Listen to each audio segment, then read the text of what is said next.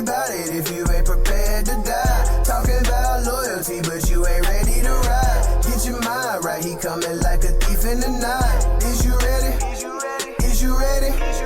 You ain't really about it if you ain't prepared to die. Talking about loyalty, but you ain't ready to ride. Get your mind right, he coming like a thief in the night. Is you ready? Is you ready? Laughing at your idol gods, looking like some Digimons. Babylon won't carry on, this dragon getting mini bombs. You can call me Daniel, son, you know I serve the living God. Yours is made of brass. To the Most High. Shalom, Israel. Shalom, Most High in Christ. Bless you all. It's another Sabbath day that we are here. We could be anywhere else. You could be anywhere else, but you are here on this Sabbath. And I say all praises to the Most High God for that, because you could be cast down into that pit for your wickedness. All wicked behinds, man. Always trying to circumvent and make excuses for keeping the commandments of God. But all praises to the Most High that you have gathered for the Lord's Sabbath day to keep it, in order to keep it holy, and no longer defile it, that the land spews us out even more so than it already has. The lands, I should say. But all praises to the Most High. It's good to see all of you brothers and sisters online, mainly on the continent of Africa, but obviously scattered throughout the four corners. I know Germany sometimes is on, UK, various schools. It's definitely good to see you all. Sorry for the delay. Had some technical difficulties. Shout out to IT again. Yeah, I'm gonna blame them. But IT is a hard job. I'll say that. Being on IT is a hard job, and it's a thankless job. You might get a thumbs up every now and then, but for the most part, you guys messed it up.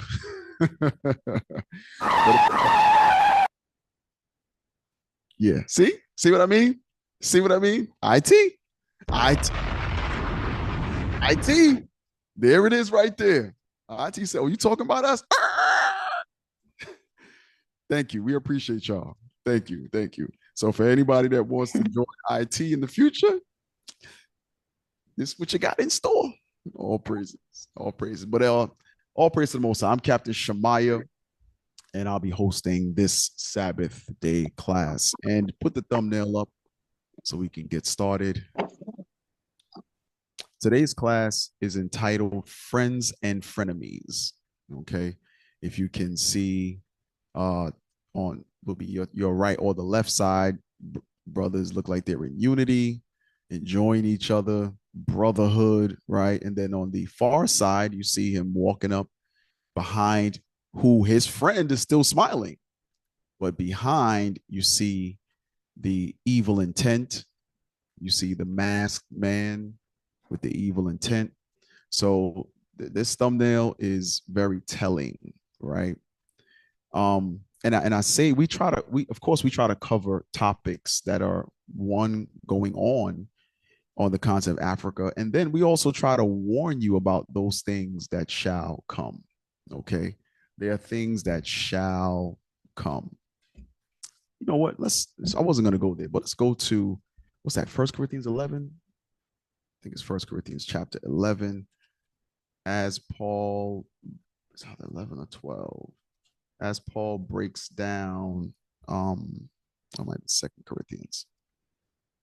He breaks down his tribulations, and I want you all to see something. So it's the forewarning about many things. Some of you have experienced friends and have experienced frenemies. If you have not, know for certainty that you'll gain most likely either one or both. Okay, you'll have friends that will turn to enemies and vice versa. All right.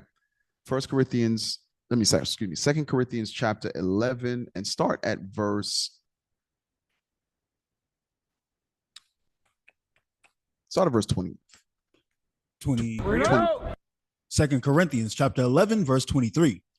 Are they ministers of Christ? Mm-hmm. I speak as a fool. Mm-hmm. I am more, and labors more abundant, mm-hmm. in stripes above measure, in prisons more frequent, in deaths oft. Of the Jews, 5 times received I 40 stripes, save one. Thrice was I beaten with rods. Once was I stoned. Thrice I suffered shipwreck. A night and a day I have been in the deep. In journeyings often, in perils of water, in perils of robbers, in perils by mine own countrymen. Come on. In perils by the heathen, in perils in the city, in perils in the wilderness, in perils in the sea, in perils among false brethren. Damn. So as we read, we're going to suffer as Christ has suffered. So hence today's class is the warning. You may not know what a frenemy is. It might just be a term here, but hopefully by the end of class, you'll get a grasp of the warning. Okay. You'll get a grasp of the terminology. You'll get a grasp of, or get an understanding of both sides of the spectrum, whether it be friends or whether it be frenemies, right? But read that. Verse 27, in weariness and painfulness, in watchings often. So here's the thing. It says in weariness and in painfulness. That painfulness goes into 2 levels. That pain goes into spiritually, being pained and grieved in your loins for, spiritually, and then physically being physically sick. As Paul has said numerous times, I've said this, weeping with tears in Timothy, how some have become an enemy to the cross because there were some who were with him that ended up being enemies of the cross. Now we might go there, but I want to stay on track because sometimes I run out of time and I don't like doing part 2. So I'm gonna try to stay on course as best as possible. Just bear with us. But there's spiritual pain that you go through, and then there's the physical pain as well, right? And Paul deals with both of them in great extent, whether he's being examined by the Corinthians who he taught personally, or those brethren who were friends who he deemed as my brother in the faith, my fellow laborer, my fellow servant, my fellow, meaning different types of friendships that was noteworthy within the scriptures. And some of them became enemies of the cross. Let's read that one more time. In weariness and painfulness, in watchings often, in hunger and thirst. So there were many times where he was hungry, many times where he was thirsty. But here's the thing, when you're hungry or thirsty, you're supposed to have brethren that you can depend on. You're supposed to, right? But there are times when those friends become frenemies or enemies. Was that it? No, sir. Go ahead. In fastings often. So he had to fast and pray often. Go ahead. In cold and nakedness. And there were times when he was cold and without garment or without clothing or without covering. Go ahead. Beside those things that are without. So even though those things happen to him, go ahead. That which cometh upon me daily. So the things that happen to him daily. Now, I want to say this.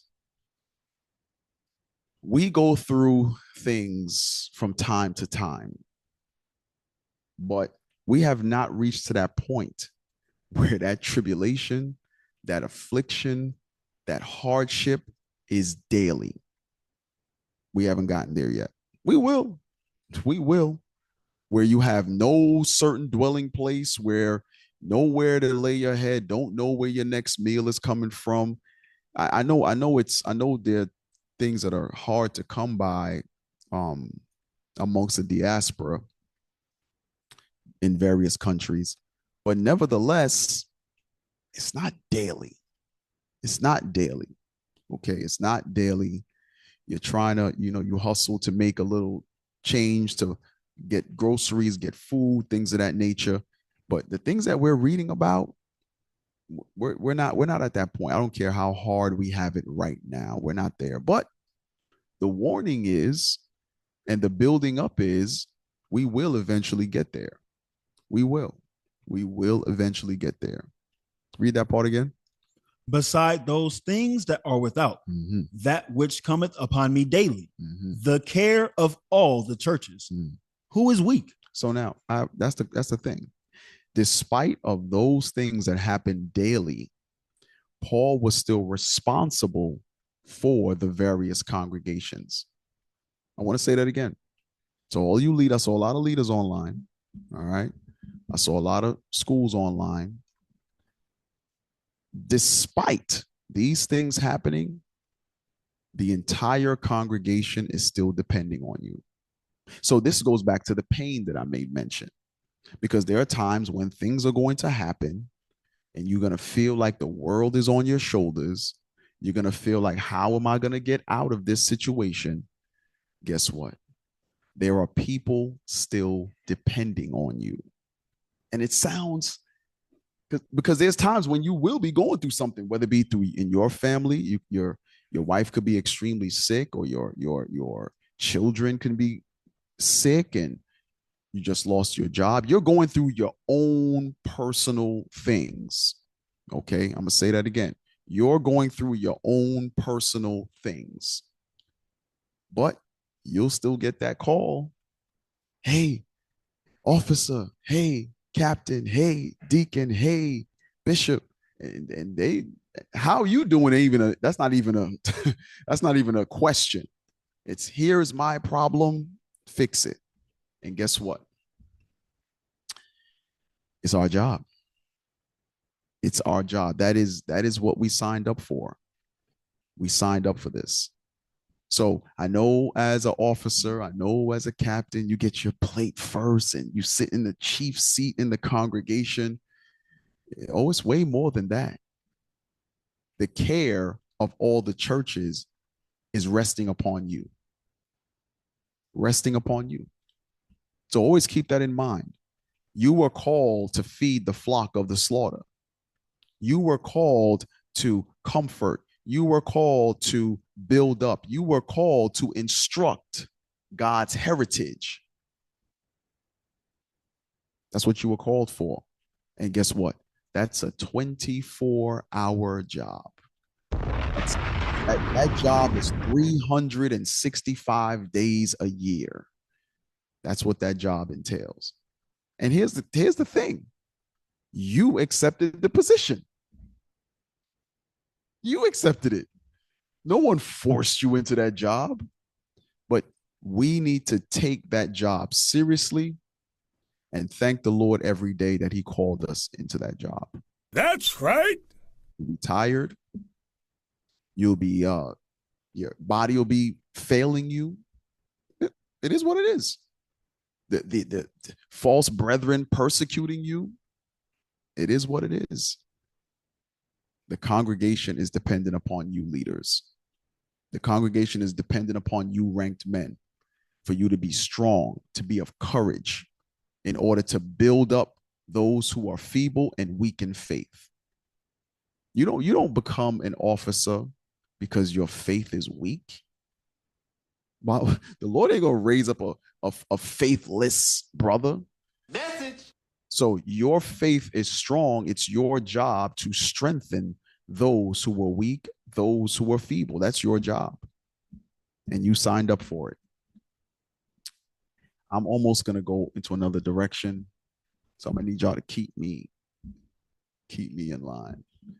But you brothers in Africa, okay, it's imperative for you all to be proactive, for you to be long-suffering, for you to be patient, for you to have the wisdom and understanding of the Lord, for you to instruct those who oppose themselves.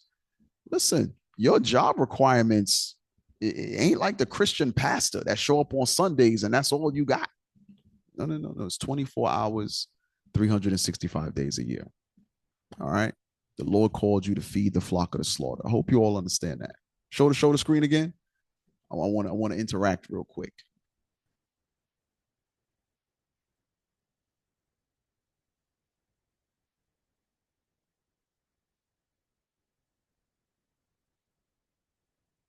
So all of you leaders online, do you understand that? Give me a thumbs up if you understand.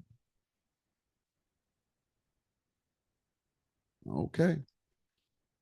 Hey, the Lord saw your thumbs up too. The Lord, not only did you show it to all of us, but the Lord showed the Lord saw your thumbs up. The Lord saw it. And all of you men who may not have rank yet, Lord's will in time, that is what you're signing up for as well. That is what you're signing up for as well. Okay, you could take it off screen. I'm really about to go in a different direction. We're going to let the Spirit do its thing. Let's go to Ecclesiastes. No. I want Philippians 3:17 real quick. Yeah, let's go off course a little bit. Philippians 3 verse 17. Yes, sir. Bring it out. Philippians chapter 3, verse 17. Read. Brethren, be followers together of me, and mark them which walk so as ye have us for an example. Read that again, please. Yes, sir. Philippians chapter 3, verse 17. Brethren, be followers together of me, and mark them which walk so as ye have us for an example. So the apostles, Paul said to mark those that walk just like him. He's a follower of Christ. And all of those that walk like him or with him, the other apostles, the other disciples, he says, because you have them as an example. So you leaders, you officers, you're an example. And I've said this a lot. All of us are an example, whether you like it or not. Either you're going to be example of what is righteousness and what we should follow, or you're going to be the example that nobody wants to be like. Whether you like it or not, when you come into this truth, you're an example. That's right. It's what? There are people who are going to come in after you, and that's going to look to you. Maybe somebody you tell about the truth. They finally come in. Guess who they're looking at? You don't have rank yet, but you're the one who told them about the truth. So they're looking and watching what you're doing. So if you're breaking the Sabbath, guess the example that you're showing them to break the Sabbath.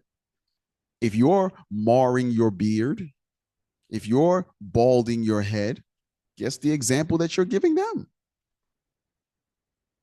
That's the example. So just be very, very, if you're eating unclean food, if you're defiling your temple, smoking, things of that nature, the example you're going to give is exactly that. The hell is this? So read the next verse, though. Verse 18. For many walk, of whom I have told you often, and now tell you even weeping, that they are the enemies of the cross of Christ. So I quoted this, but Paul is going into, he's telling you, walk just like myself and the other examples are walking. Then he says, there are many who I gave these same instructions to and were following our examples, but then they turn to what? They are the enemies of the cross of Christ. They turned against the apostles. So they went, this actually does line up, I'm sorry. They went from what? From friends to frenemies.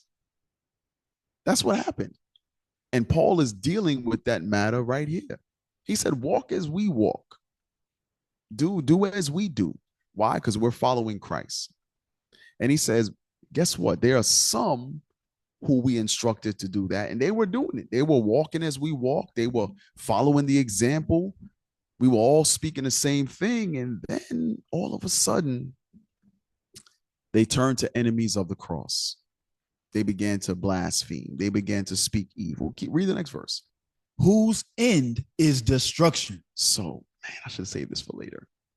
But nevertheless, Paul is instructing them that when you go from that friendship to frenemies, meaning there's level of rebellion in you, to turn from what God has called us to do into going against what God has called us to do. Let me give you an example. Finish this out first, and then we're going to go to Ephesians 4 and 3. Yes, sir. Whose end is destruction, whose God is their belly, and whose glory is in their shame, who mind earthly things. No, that was it. Just verse 19 again. whose end is destruction, who their end is destruction, those who are enemies of the cross, whose God is their belly.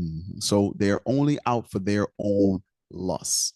Their own lusts. Go ahead. And whose glory is in their shame. Who glorify in being rebellious, in being reprobate, in being betrayers. They actually glory in that, right? So Ephesians 4:3. Ephesians chapter 4, verse 3. Endeavoring to keep the unity of the Spirit in the bond of peace. So the Lord wants us to endeavor to keep the unity. The Lord wants us to endeavor to keep the unity in the spirit of bond of peace. That's what the Lord wants, right? Go to James chapter 3.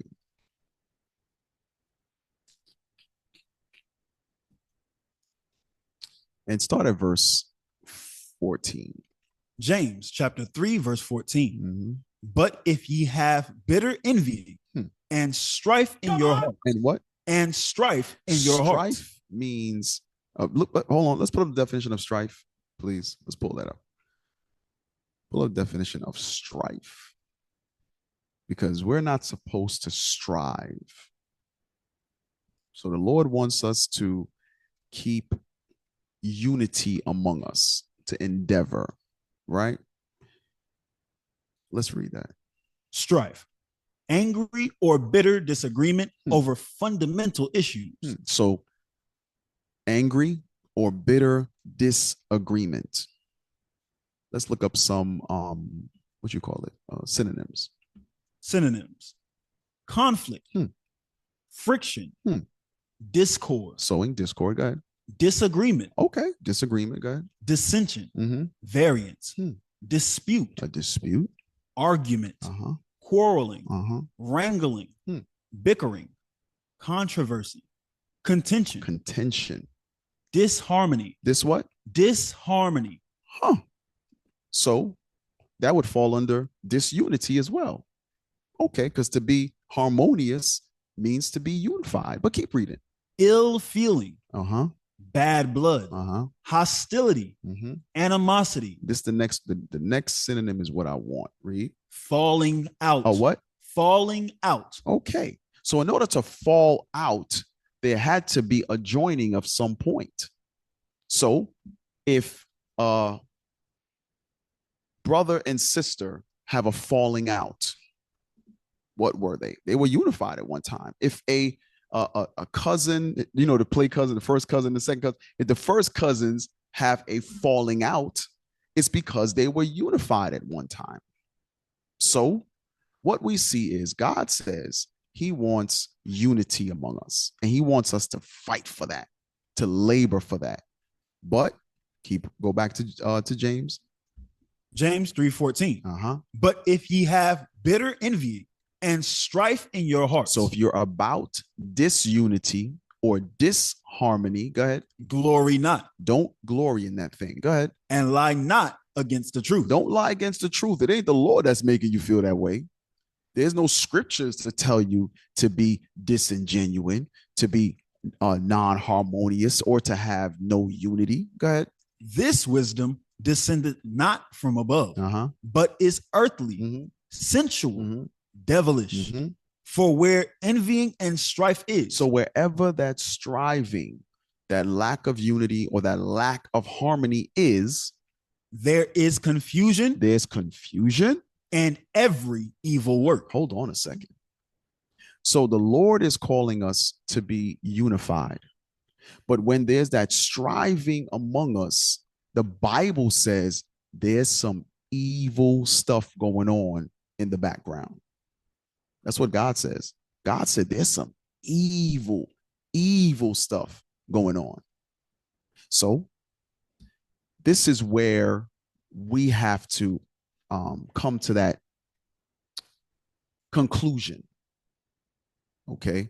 There are some that were friends, as Paul made mention in Philippians, and they began to follow the examples of the apostles, but then they became enemies of the cross, meaning they went into striving, they went into bitter envying, and they began to blaspheme and speak against the truth.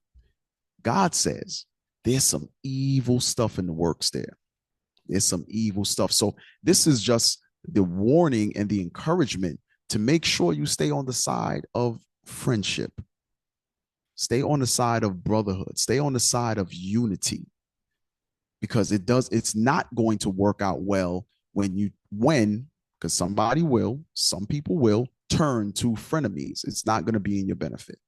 So real quick, let's open up with Ecclesiastes 4:9.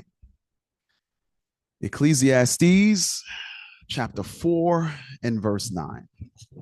Ecclesiastes chapter 4, verse 9. Read. 2 are better than 1. So the wise King Solomon is giving us understanding about how important it is to not be alone.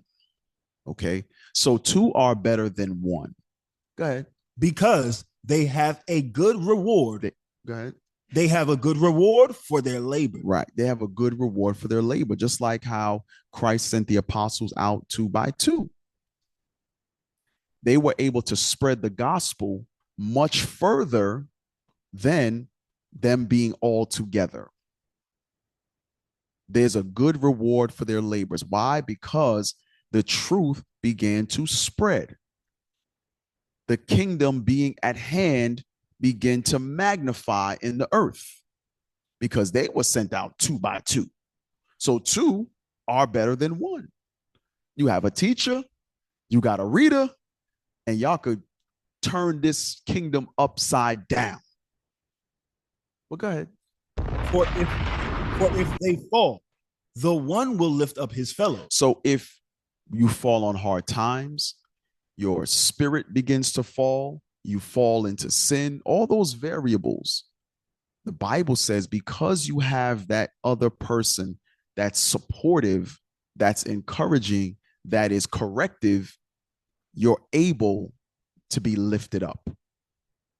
Go ahead. But woe to him that is alone. So destruction to him that is alone. Go ahead. When he falleth, for he hath not another to help him up. There's no one to help him.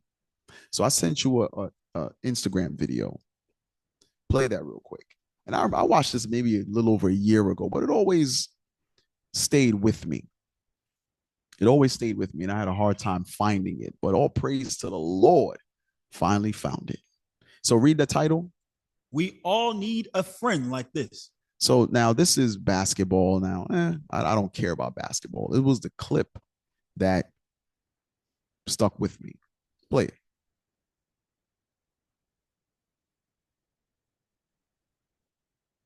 So some may say, what just happened? So when you see the longer version, which I couldn't find, the brother with the dreads, he made a bad play. Now I know in the continent, football or soccer is a big thing. So let's use that analogy. You make a bad play, right?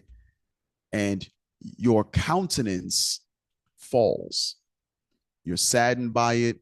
You start feeling low about yourself. You start questioning your abilities. We all need that friend. When your head is hung low, you're going to say, listen, hey, bro, hold your head up high.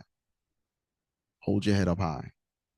And again, I could give 2 damns about the sport, but it's the fact that you're the one that read verse 10 again. Verse 10.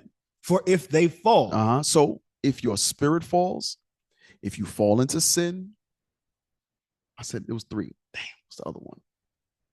Anyway, if any part of you, your spirit or your flesh falls, you need that friend, that brother, or that sister. For sisters, no sister ain't gonna be lifting you up, brother. What the hell is this? If a sister would have another sister in order to lift her up, because we fall at times. We fall weak. We fall victim to our own thoughts. We fall victim to what others may say about us. We fall victim. Message. You want that other person Yo, bro, man, stop. Man, if you don't cheer the hell up, what the hell wrong with you? We about to go to camp. You over here depressing me. Oh, yeah, damn, you're right. Because we'll get trapped in our own thoughts.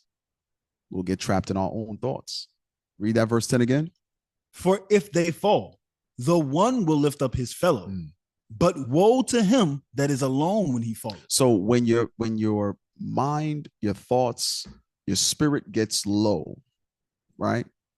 If there's no one to in your corner, so to speak, to help lift you up, you're going to stay in that low state. You're going to stay in that lower state. You're going to stay in your own thoughts. And that's when, and Satan loves that. Oh, man. Satan love. Oh, listen, the class is about to change again. Hold on. Satan loves when you're in your own thoughts. He loves it. Because who's feeding you information? All of a sudden, as you're sitting there in your own thoughts, you start remembering. Let me give you an example. Satan is something. Let me give you an example. Let's say you have an art with a brother, right? You 5, 6, 7, 8 years in the truth. You have an art with a brother. Disagreement, nothing major. As you're in your own thoughts, do you know Satan will make you remember the first day you came into the school that was the head of security and greeted you at the front door and he was kind of mean? Wait a minute, hold on. How is it that you now recall that one day 7 years ago, who opened the door for you, who didn't greet you with a hug and you didn't like that feeling? So 7 years later, you're now putting pieces of a puzzle together that does not exist. But in the mind of someone in their own thoughts who does not have someone to lift them out of that slump, it's going to make perfect sense. It's going to make perfect sense. Can I get a witness? Okay. Y'all ain't got to agree with me. I know I ain't crazy. I know that much. Satan plays on those things. Because it didn't sit well with you 7 years ago and you never gave it thought again, why does it come up now? Because back then you didn't know how to deal with it. You didn't know how to apply Matthew 18. You didn't know how to talk to your brother. You just chalked it up. But Satan just put it in the storage locker. I'm sorry, what was that? Somebody stepped in a puddle? What was that? That was on that side? Oh, yeah, somebody got the devil on him on that side. Huh? That was a locker. Oh, okay.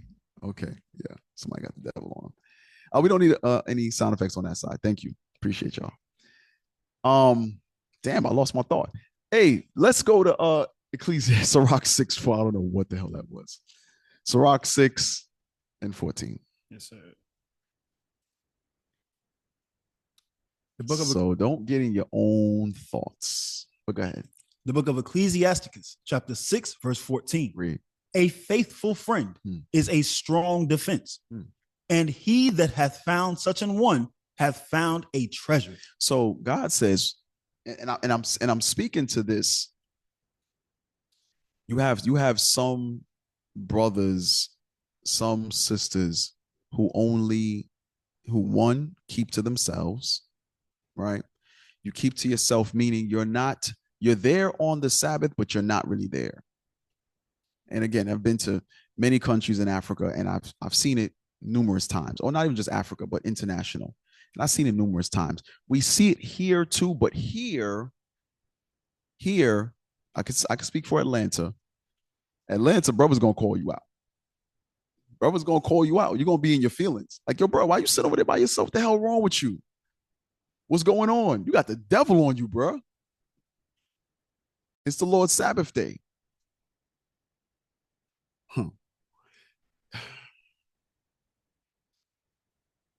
What's that?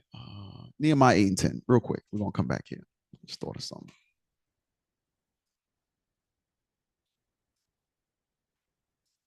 Nehemiah chapter 8, verse 10.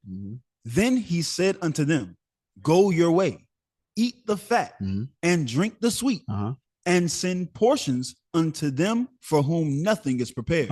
For this day is holy unto our Lord. So just like the Sabbath day is holy unto our Lord. Go ahead. Neither be ye sorry. So sometimes we come in here and you got the world on your shoulders. Let me tell you something. I don't want to hear all that. I don't want to hear it. I don't want your sorrow to now fall upon me. The Lord said, this day is holy. Be ye not sorry. Take all that sorry stuff for tomorrow after the Sabbath. This is my only day I get to be around the righteous. We can go to war together. We can come back and share war stories. We can hear the bishops and deacons breakdowns, the captains breakdowns. Oh man, look at this precept I found. I'm gonna apply this in my life. I didn't hear it. I've never understood it brought out that way. I'm gonna apply this in my life to make me better. That's what I want to hear. I don't want to hear all your damn problems. We'll talk about that after the Sabbath. But right now, this time is between us and the Lord.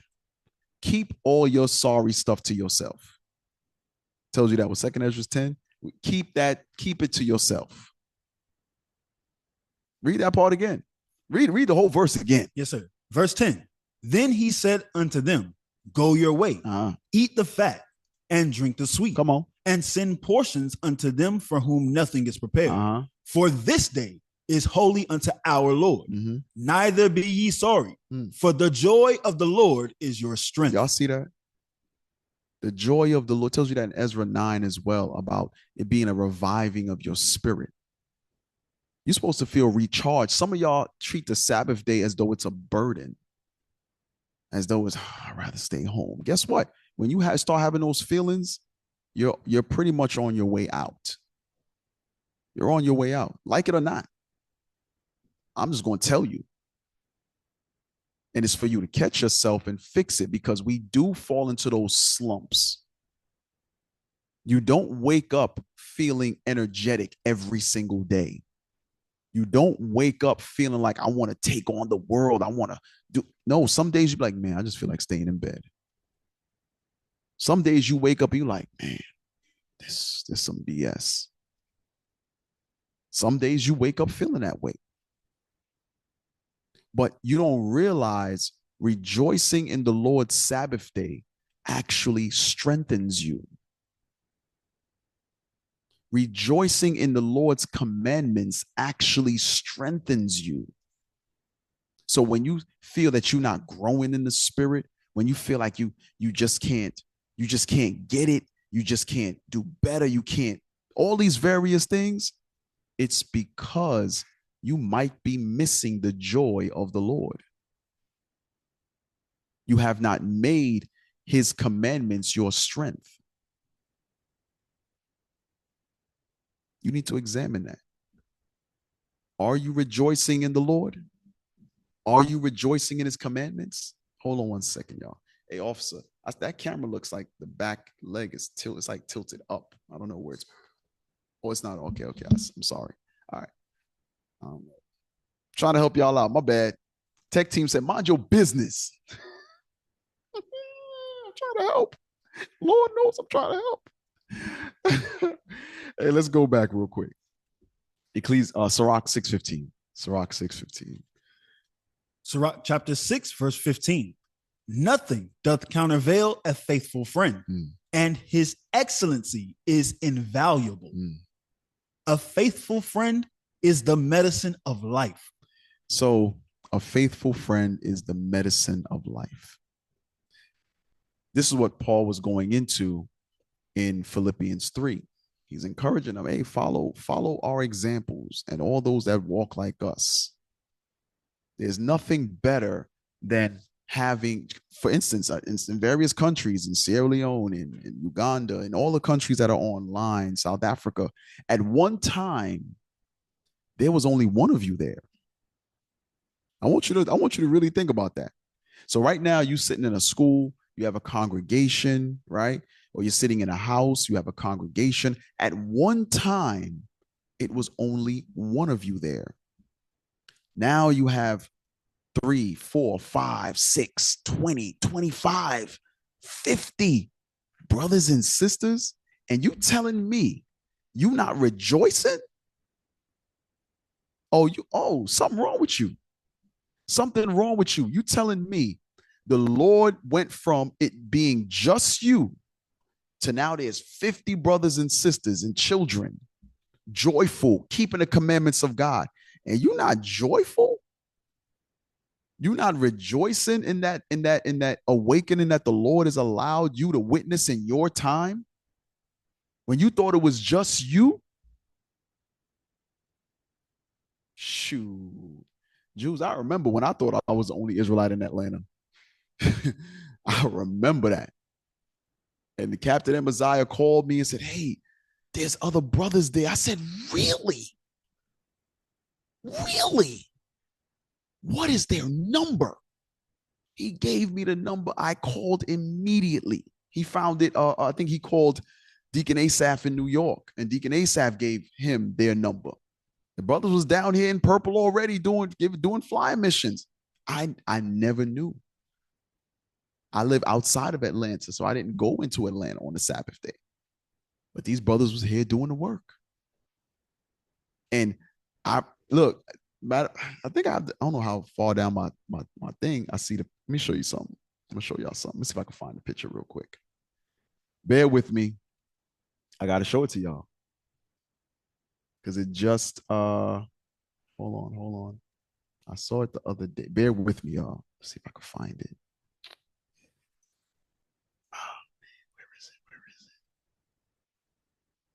Bear with me, y'all. Please bear with me. Read that verse again. Let's see if I can find it. Yes, sir. Sirach, chapter 6 and verse 14. A faithful friend is a strong defense, and he that hath found such an one hath found a treasure. Nothing doth countervail a faithful friend, and his excellency is invaluable.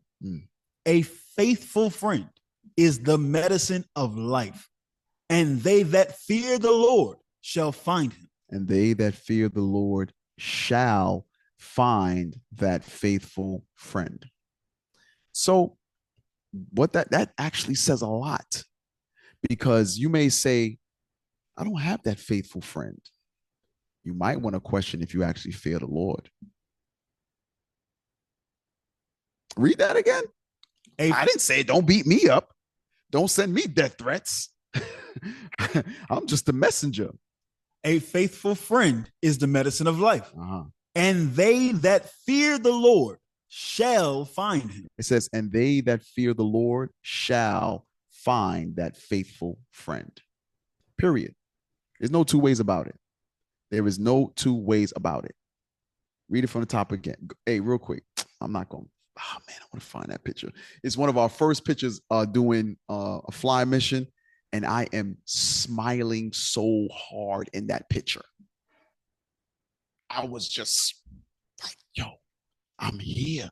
I'm with the Jews. I'm showing all 32 teeth. All 32. Because there has to be a joy going from you being that only one to now there's other brothers. There's families. Like, holy crap. There's other people that believe this too. So I know some of y'all came in the later years where now you see huge congregations, huge Passovers, things of that nature. At one time, I remember my first Passover was 200 people. I thought the kingdom was coming. You couldn't tell me nothing. 200 Israelites in one place at one time? No. Surely the Lord's kingdom is coming. But in all of that, it says, if you fear the Lord, you'll be able to find a faithful friend. That goes into your spouse as well. That goes into your spouse. If you fear the Lord, remember, Sirach 6 and 7, as you read further up in the chapter, when thou would get us a friend, prove him first. Prove her first. So you're proving a spouse. God says that spouse will be deemed faithful, a faithful friend unto you if you fear the Lord. Drop a bomb.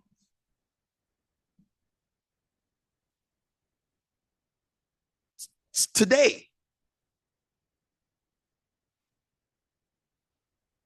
Now.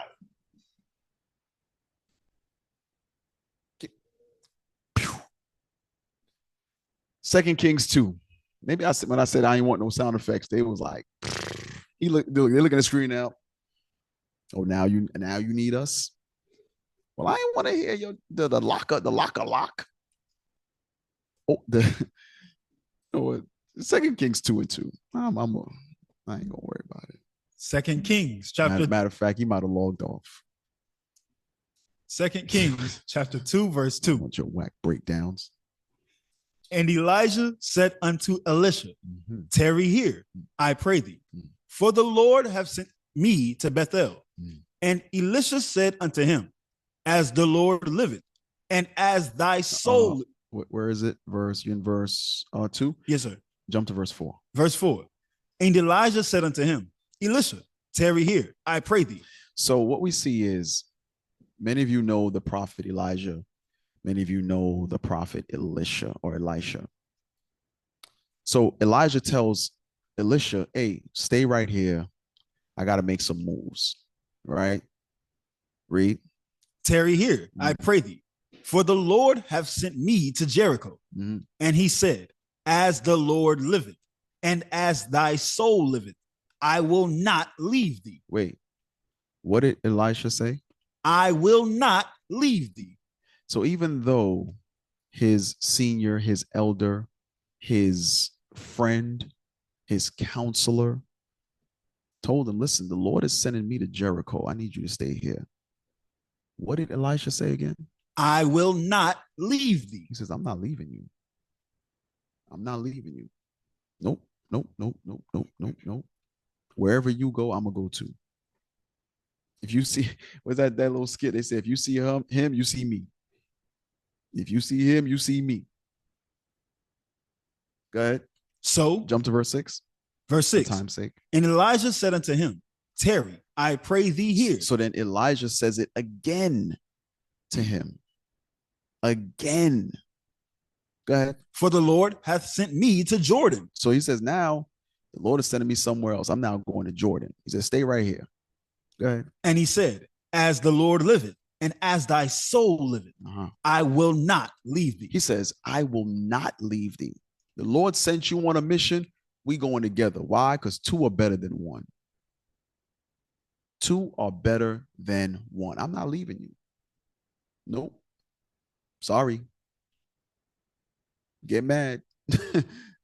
I'm not leaving you. Go ahead. And they too went on. So did Elijah make a big deal about it? No. He says, you're right. Two are better than one. Let's go. This is an example. Listen, go to Proverbs 17. I want to show you something. Proverbs 17 and 17. So some of you are, and I've mentioned this before, on the continent, there's a lot of division among our people due to their ancestral tribes. So because you're a Hausa, because you're Sutu, because you're Zulu, because you're Bantu, whatever it is, because of all these various tribes, we can't. I'm here with you, but I can't cross that ancestral divide. I can't really be seen or draw near you because my parents taught me that Bantus mistreat this person or this tribe. Damn. Shut up. Shut up. To hell with your ancestral divides. I'm going to say it again. To hell with your ancestral divides. That's the same thing Levi and Simeon are doing on the same island together, going through the same oppression. But because one's ancestral slave masters was the Spaniards and the other is the French, they have some kind of divide. And it's mind-boggling that brothers and sisters will come into the truth, and because of some ancestral divide, you don't realize that two are better than one. So you're missing out on the brother, or a sister's missing out on a sister that can lift up their fellow when you fall. You miss out on it because of an ancestral divide. To hell with that. Your ancestors was wicked. That's why our black behinds was put on slave ships and colonized. They was wicked. And if you keep that going, you wicked too. Because God is about unity. That's what our God is about. He's unifying the 12 tribes. If you let your ancestors come between that, you're the devil. Read that, Proverbs 17:17. Proverbs chapter 17, verse 17. Read. A friend loveth at all times. So if you're going on a far journey, your friend is still down for you. Just like we just read about with Elisha and Elijah. It says that friend loves at all times. Guess what? Even if you fall, because the commandment is not to treat him or her like an enemy. Meaning what? You still have love for this brother. You still have love for this sister. You still do. Let me give you an example. Many of you don't realize that, okay, let's say you fall, you're put away from the congregation. What you don't know behind the scenes is we're still talking about you. We're still asking, I'm not talking about a negative way. I'm talking about we still talking about you. Hey, how's that brother doing? How's that sister doing? Hey, have you heard from them? Did anybody bump into them? How's their spirit? These are the discussions we actually have in the background about you. Who's in contact with them? Okay, so you speak to them how often? They call me every week. Okay. How's this? And you're gauging it. And these are conversations that the majority of our people don't know that we even have behind the scenes. Some of you think when you fall, you fall and we forget about you.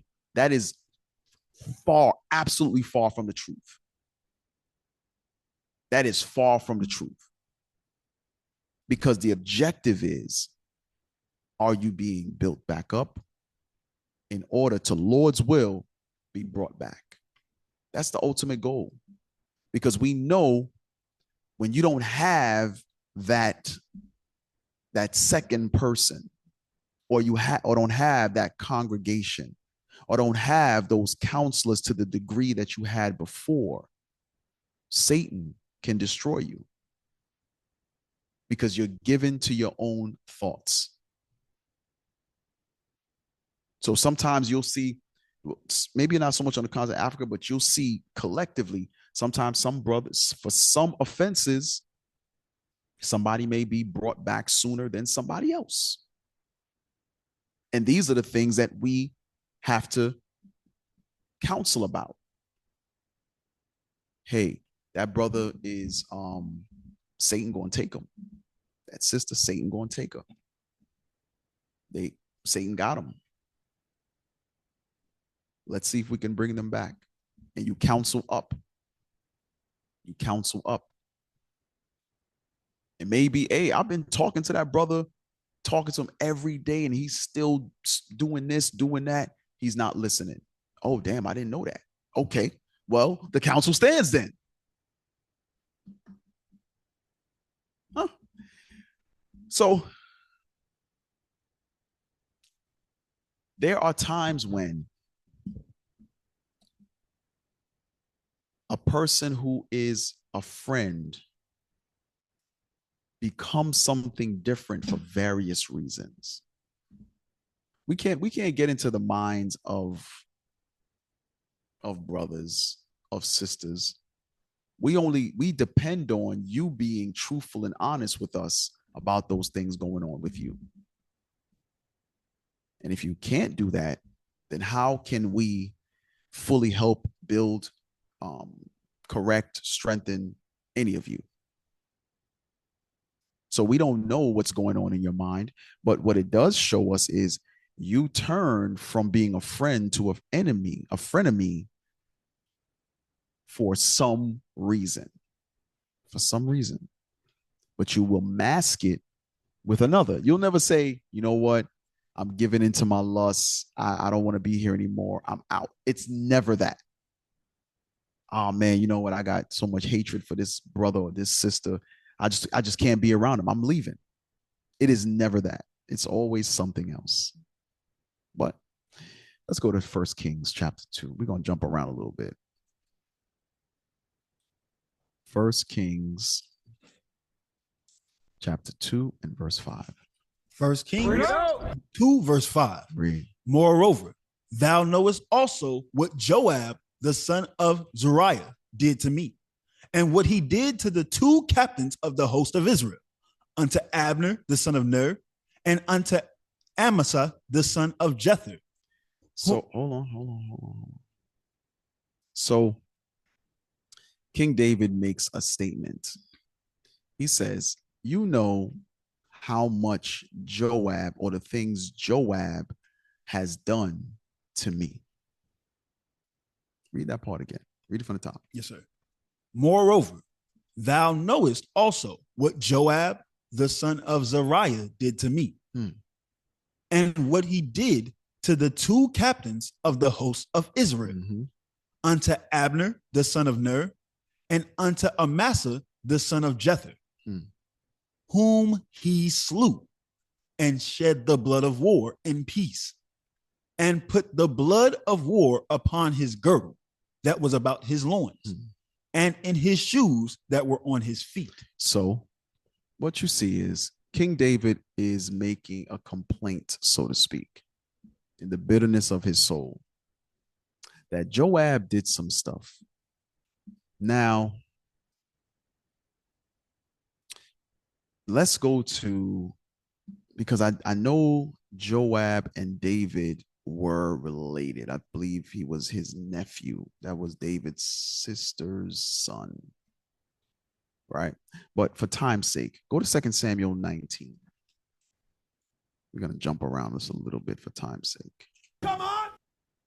2 Samuel chapter 19. Let me look at it real quick.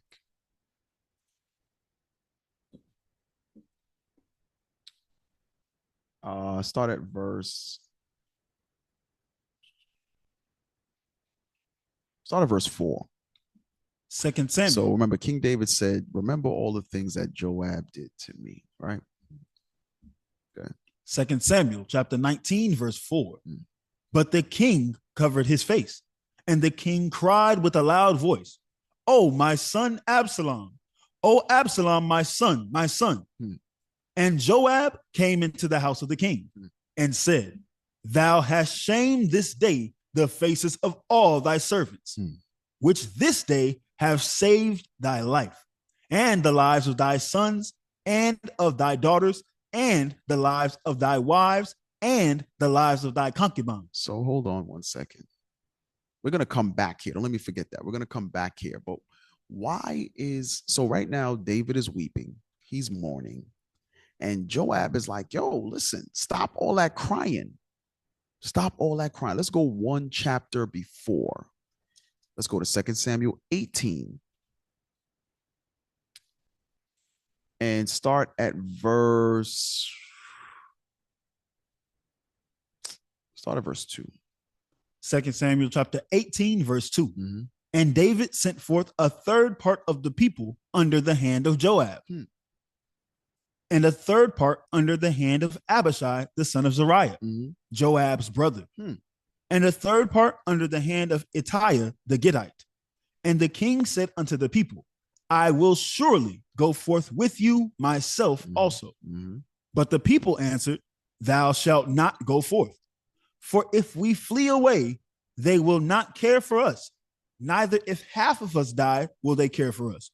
But now thou art worth 10,000 of us. Therefore now it is better that thou succor us out of the city." It says, so comfort us by remaining out of the city, right? Excuse me. Jump to verse 5. Verse 5. And the king commanded Joab and Abishai and Ittai, saying, deal gently for my sake with the young man, even with Absalom. So look at what King David, who's the king, commanded happen with Absalom. He said, listen, I know Absalom going off, but I need you to deal gently with him. Deal gently with him now. Read.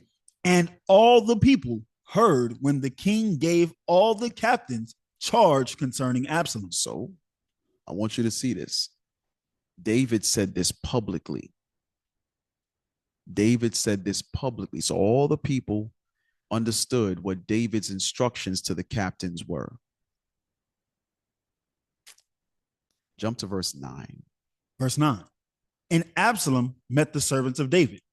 And Absalom rode upon a mule, and the mule went under the thick boughs of a great oak, and his head caught hold of the oak, and he was taken up between the heaven and the earth, and the mule that was under him went away. And a certain man saw it and told Joab. So a man saw Absalom stuck in the trees, and he told Joab. Now Joab is close with David. Joab is one of the mighty men. Joab is one of the captains of the king's army. You would consider him a friend, would you not? He's family. He's family. Joab, Abishai are sons of Zeruiah, who is David's sister. Keep reading. And said, behold, I saw Absalom hanged in an oak. And Joab said unto the man that told him, and behold, thou sawest him. And why didst thou not smite him there to the ground? Wait. What did Joab say? Why didst thou not smite him there to the ground? Go ahead. And I would have given thee 10 shekels of silver and a girdle. But we heard the king's commandment up in verse 5 to deal gently. But now Joab says, why didn't you kill him? I would have made you rich. Go ahead. And the man said unto Joab, though I should receive 1,000 shekels of silver in mine hand, yet would I not put forth mine hand against the king's son. He said, wait. He said, even though you could have made me rich, ain't no way I'm going to kill the king's son. You crazy. Go ahead. For in our hearing, the king charged thee and Abishai and Ittai, saying, beware that none touch the young man Absalom. Hold on a second. So this brother says, kill Absalom. Are you crazy? I heard the king give y'all commandment not to hurt him. I heard it myself. So why would I kill Absalom? Keep reading. Otherwise, I should have wrought falsehood against mine own life. He says, otherwise, remember it says that the king's wrath is like the face of a lion. You can't do something to the king and don't expect consequences and repercussions. Ain't no way. The king gave a direct commandment. One of the mightiest men ever to walk the earth, King David, gave a commandment. And you just gonna go against it? But keep reading. For there is no matter hid from the king. He says, because if I kill him, the king gonna find out. Go ahead. Well, and no, here's the thing. The king is gonna find out because David is a prophet of the Lord. So either somebody gonna see it and tell David, or the Lord gonna reveal it to David. But he's gonna find out. Go ahead. And thou thyself wouldst have set thyself against me. Go ahead. Then said Joab, I may not tarry thus with thee. And he took 3 darts in his hand and thrust them through the heart of Absalom while he was yet alive in the midst of the oak. So Absalom is alive. Joab didn't help him down and deal gently with him. No, he killed the king's son, even though the king gave him a commandment not to harm Absalom. So here's something that we need to think about. Here is a friend. Here is family. Here's a confidant. Here's a man who's in charge of guarding the king's body, his family, his welfare, and caring for the nation in a nutshell. He said, I have my own agenda. Go back one more chapter, chapter 17 and verse 25. 2 Samuel chapter 17 and verse 25. And Absalom made Amasa captain of the host instead of Joab. Hold on a second.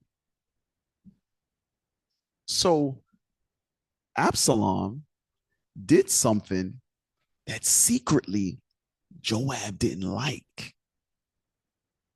I'm going to say that again. Absalom put someone in position ahead of Joab. Joab ain't like that. Put the picture up of the brother from Belly with the banana.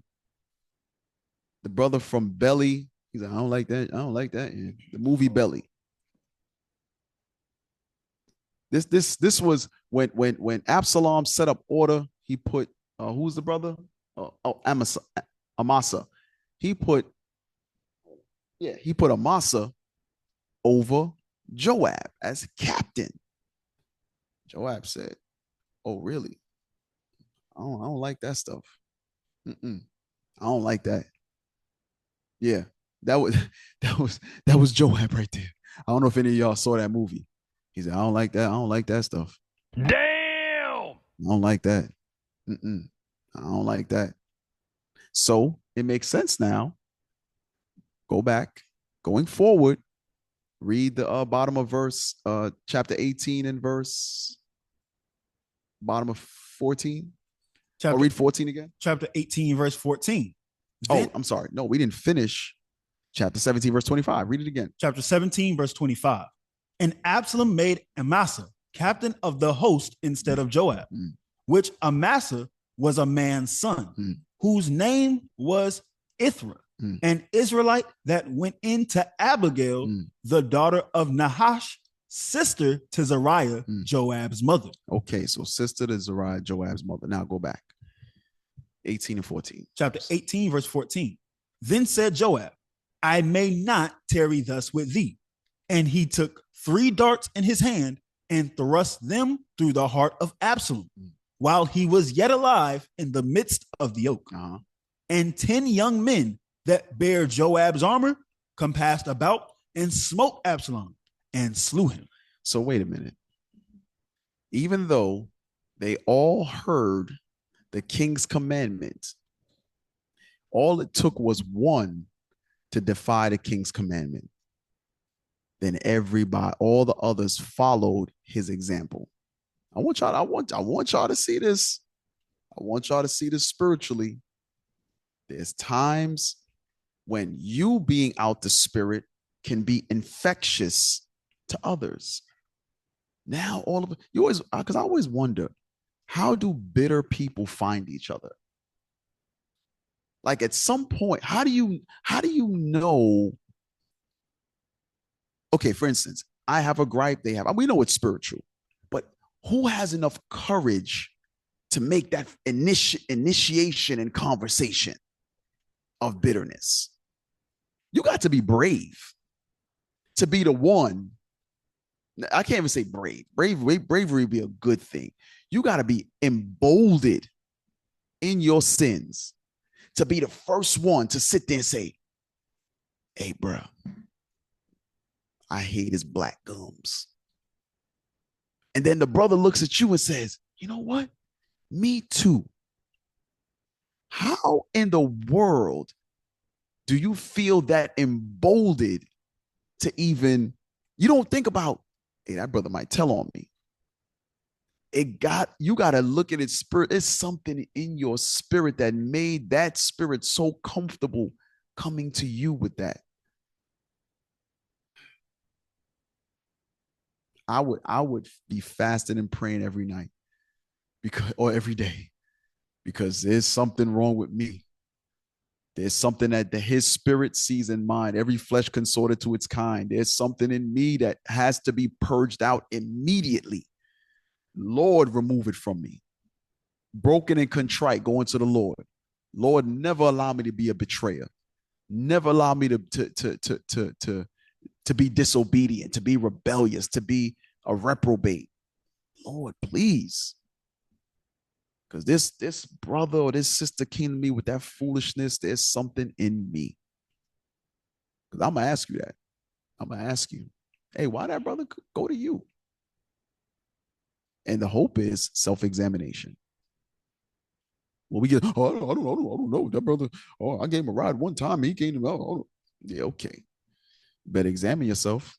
So what you see is Joab, the king's mighty man, got a commandment from the king, went against the commandment, and then caused others to go against the commandment as well. Okay. Go back to chapter 19. Verse 5? And read verse 5 again. Yes, sir. Chapter 19, verse 5. And Joab came into the house up to the king and said, thou hast shamed this day the faces of all thy servants. So David is now mourning the loss of his son Absalom. He's mourning. Oh, Absalom, he's mourning. Go ahead. Which this day have saved thy life. He says, now you mourning over that wicked son of yours, and you're disregarding all the servants that went to bat for you. Go ahead. And the lives of thy sons and of thy daughters, and the lives of thy wives, and the lives of thy concubines, and that thou lovest thine enemies and hatest thy friends. So wait, what is Joab considering himself? Read that part again. And that thou lovest thine enemies and hatest thy friends. So what he's saying is you can't mourn for your son because all of these friends that you have been in your corner, hunted him down, obviously, defended you, defended our people, and you crying over him instead of rejoicing over us, your friends. But is Joab showing himself to be a friend? Keep reading. That thou regardest neither princes nor servants. For this day I perceive that if Absalom had lived and all we had died this day, that it had pleased thee well. So now he's trying to make King David feel guilty. He says, I think if we would have all died and Absalom lived, you would be happy about that. You wouldn't be mourning over us this way. Showing what? There's some stuff inside of some of the friends, man. There's some stuff inside of friends. And here's the thing. I'll listen. I say that here locally. I say it here stateside. When people show you who they are, believe it. Believe it.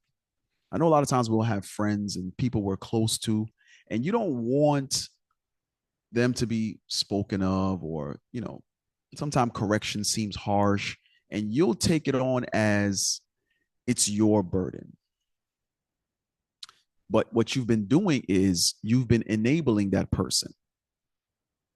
You've been giving them space to talk about their grievances with you, rather than you telling them to go work it out with the person they have the grievance with. Meaning you haven't corrected them. So now correction is coming from others like leadership, and you feel some kind of way. It shows that there's something underlining in you. And if you don't fix it, you're going to be on the path to destruction. That's all I got for you. But keep reading. Verse 7. Now therefore arise, go forth, and speak comfortably unto thy servants. For I swear by the Lord if thou go not forth, there will not tarry one with thee this night. Wait. Remember, Joab is one of the captains of David's host, of David's mighty men. Now Joab is pretty much threatening David. He's threatening the king. He says, listen, if you don't stop mourning over Absalom, and you know what's so crazy right now is, as we read, wasn't it Joab that killed Absalom? I want y'all to really meditate on that, and don't just read the scripture, meditate on it. Joab killed, and he didn't tell him that, oh, I'm the one who killed him. I want you to really think about that. Go back up to verse 1. 2 Samuel chapter 19, verse 1. And it was hold on. Go back up to 18 and verse 32. 2 Samuel chapter 18, verse 32. And the king said unto Cushai, is the young man Absalom safe? And Cushai answered, the enemies of my lord the king, and all that rise against thee to do thee hurt, be as that young man is. And the king was much moved, and went up to the chamber over the gate, and wept. And as he went, thus he said, oh, my son Absalom, my son Absalom, would God I had died for thee, O Absalom, my son, my son. So think about this. Joab, King David's friend, killed his own relative, or the king's son. Damn. Hey. And here's the thing. I want you to think about this. The way they left his body was though the enemies that did not know him got to his body. Because what the nation, when you read about the Philistines, how they would mutilate our bodies, parade us around the city, they had to have mutilated. Because remember, it said the other young men went with their swords as well. So they mutilated him, replicating what the actual enemies would have done, as though this is not the king's son that gave you an order not to harm him. Just bring him back to me. I'm going to talk some sense into him. Joab, who was the king's friend, said, he was like, yeah, okay, I'll bring him back. I'm on my way, boss. And as soon as he had the opportunity, he killed the king's son. Now the king is mourning his son. Joab didn't say, you know what, by the way, king, I'm the one who killed him. He's now rebuking that same king for his grief, and then threatening the king by saying, if you don't stop grieving, you won't have any more security. The Secret Service quits. Showing what? Joab has still had more influence. Still had more influence. Listen, I'm gonna tell y'all, when you got them brothers and them sisters who's out the spirit, you should not make them feel comfortable. Don't make them feel comfortable. You can't be up in here in that kind of spirit. Hey, bro, you all right? Hey, listen. Hey, you out the spirit right now, but you better fix it. Don't come back up in here like that. If you feel like you can't be around it, stay home. So don't be concerned with numbers. The Lord wants to see how we deal as leaders, how we deal as brothers and sisters. That's right. Lord will just move that person out the way, and then all of a sudden 10 more new people come in. Remember, you were the only one at one time. Remember, it was only 2 of you at one time. A husband and a wife sitting in the house watching classes. Now all of a sudden it's 10 of y'all, 13 of you, 15 of you, 20, 30 of you. The Lord has to sometimes move spirits out the way, but he wants you to be proactive. He wants you to see it. He wants you to be the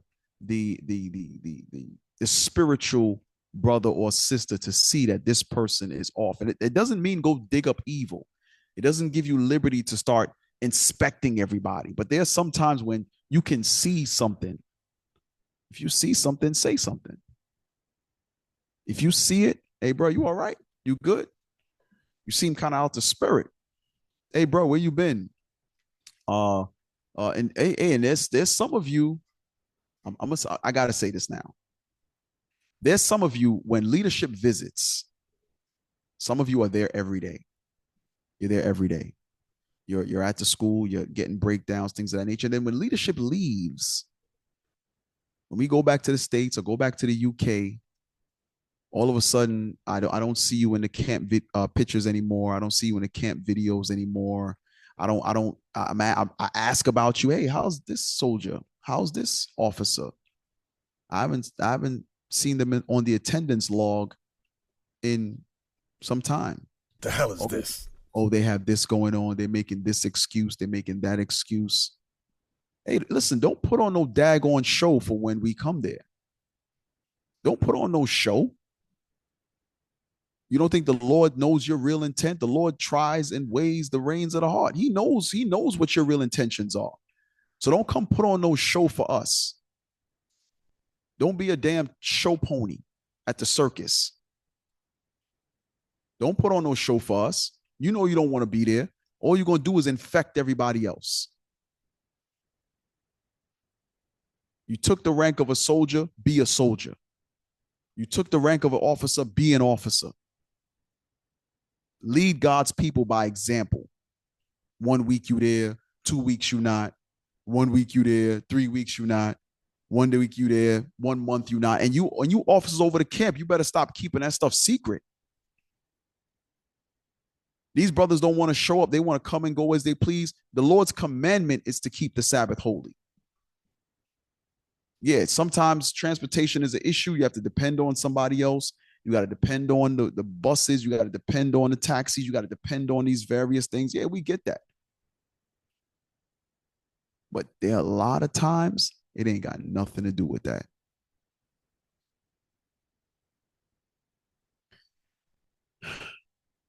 What verse were you in? Verse 7. Read. Now therefore arise, go forth, and speak comfortably unto thy servants. For I swear by the Lord, if thou go not forth, there will not tarry one with thee this night.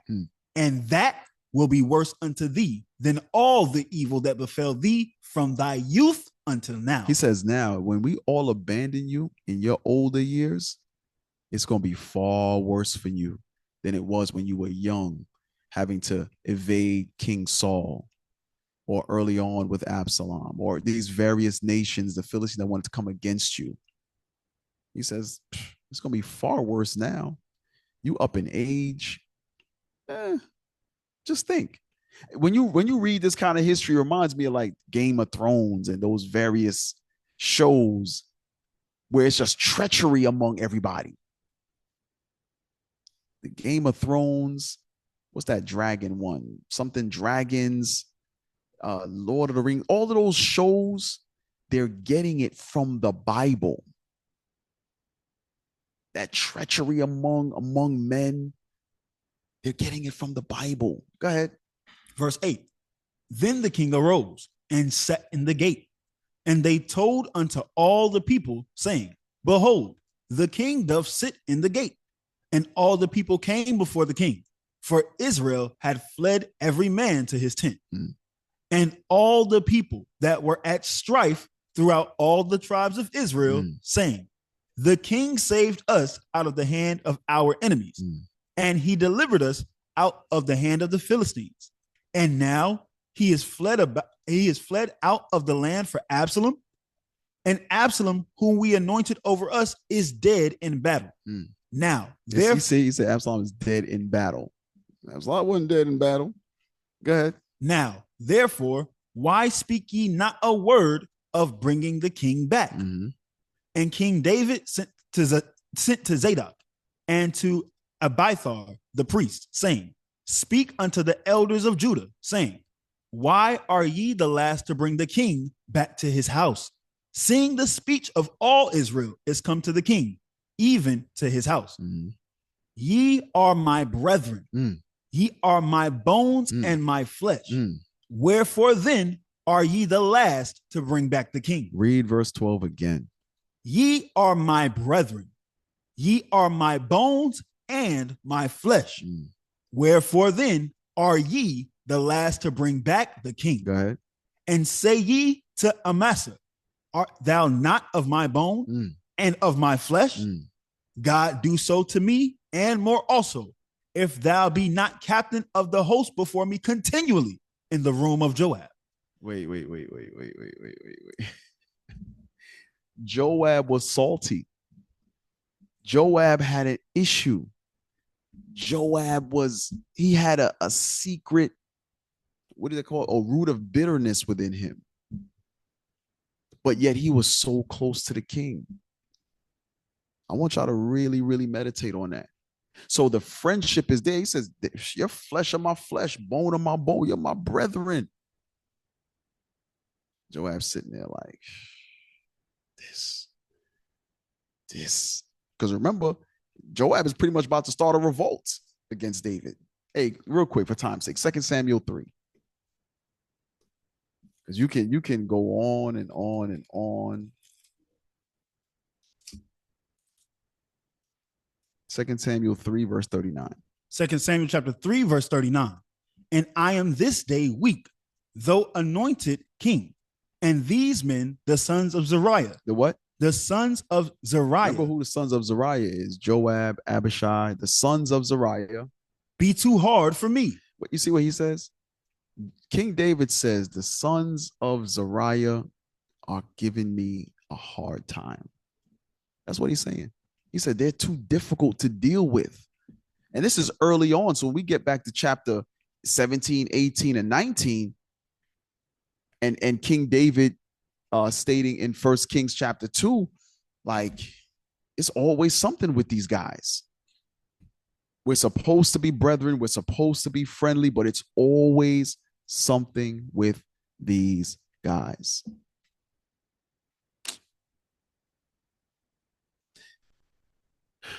Pull up that first picture.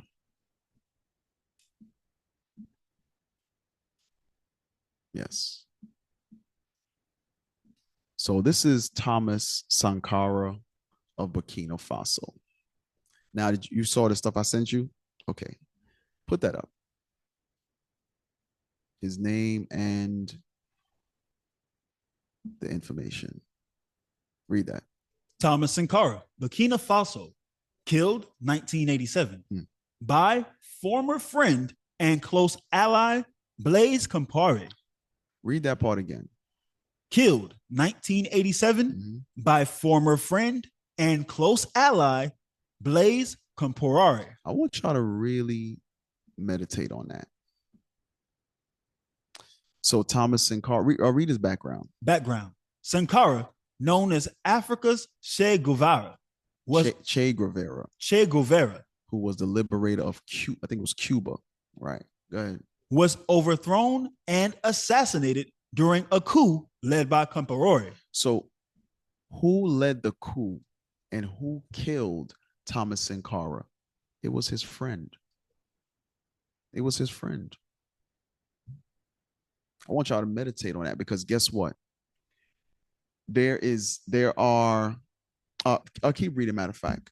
His longtime comrade and second in command. Wait a minute. Are we reading that history out the Bible? You have Joab, a mighty military, mighty man, captain of the Lord's army, or of King David's army, the Lord's army. King David had to say, you know what, Joab, you ain't gonna be number 2 no more.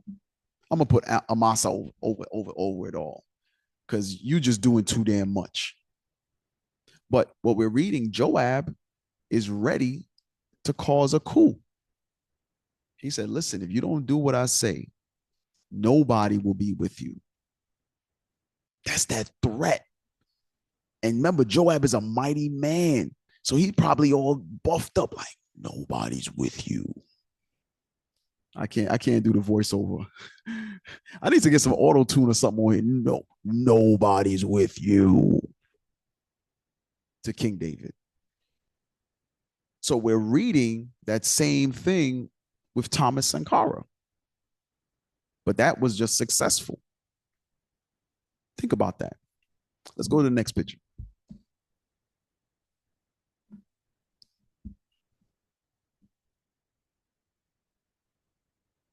This is Patrice Lumumba of the DRC. Let's put up his info.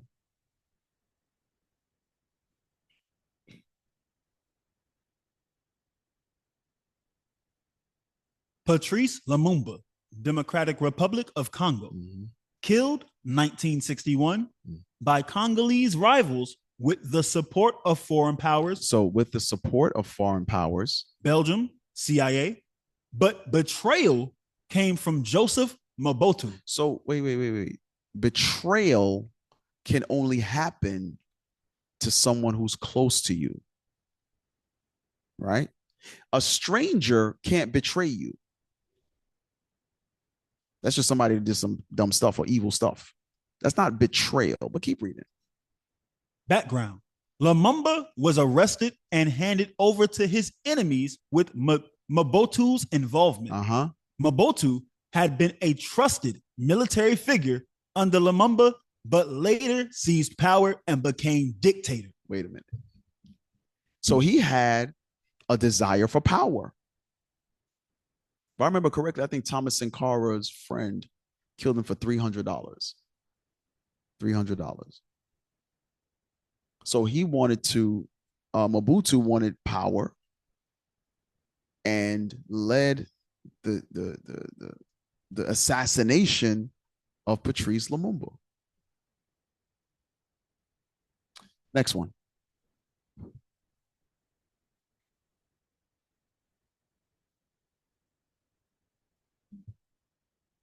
Muammar Gaddafi of Libya. Let's go down.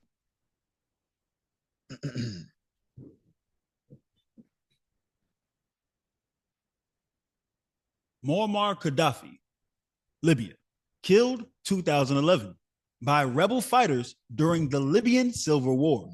Betrayal by Inner Circle. Betrayal by who? By Inner Circle. Listen, so what we read in 2 Timothy earlier, how, and also Philippians about becoming an enemy to the cross. You go from friendship to frenemies because of the lust that's within you. I'm gonna say that again. You go from friends to frenemies because of the lust that's within you. It's either covetousness, it's either for want of power. It's a litany of things. So this is why the examining process is so imperative, because it doesn't make sense if you gain a friend, gain a brother for adversity, if you don't know how to direct your friendship aright. Doesn't make sense. So meaning, matter of fact, hey, real quick, read Gaddafi's again. Muammar Gaddafi, Libya, killed 2011 by rebel fighters during the Libyan Civil War. Betrayal by Inner Circle. Background. Some of his military commanders and government officials defected and joined NATO-backed rebels. His capture and death were made possible by the disloyalty within his regime. Wow. Drop a bomb on that, please. By the disloyalty within his regime. So it's the same thing we see today, how brothers or sisters are going to the damn enemy, talking about why I left IUIC. Why I left IUIC. You ain't leave IUIC.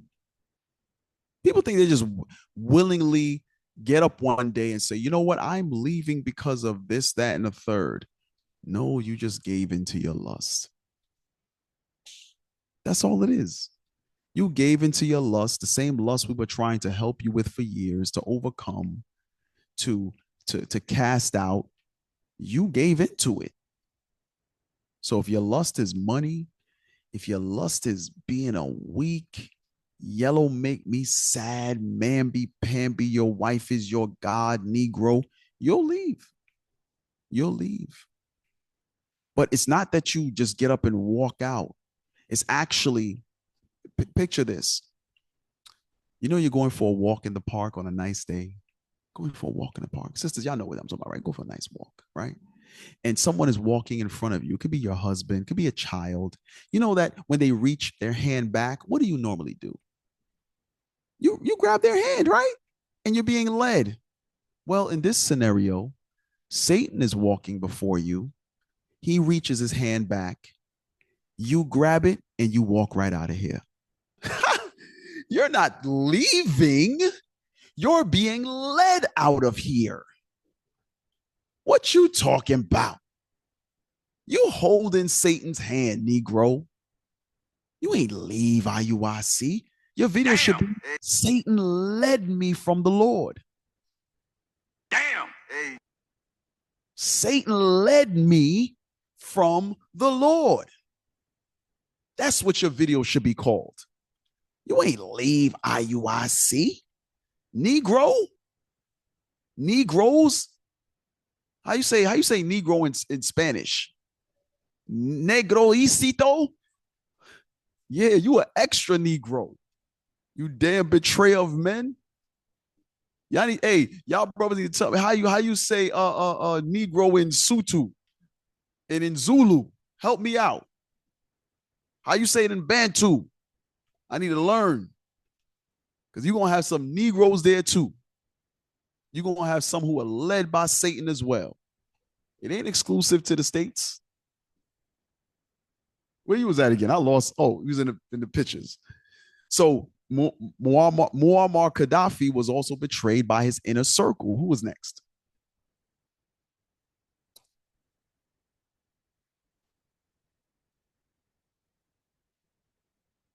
Samuel Doe. Look at that afro. Shoo. That Jew got juices and berries in that thing. Ooh-wee. Samuel Doe of Liberia. Let's go down.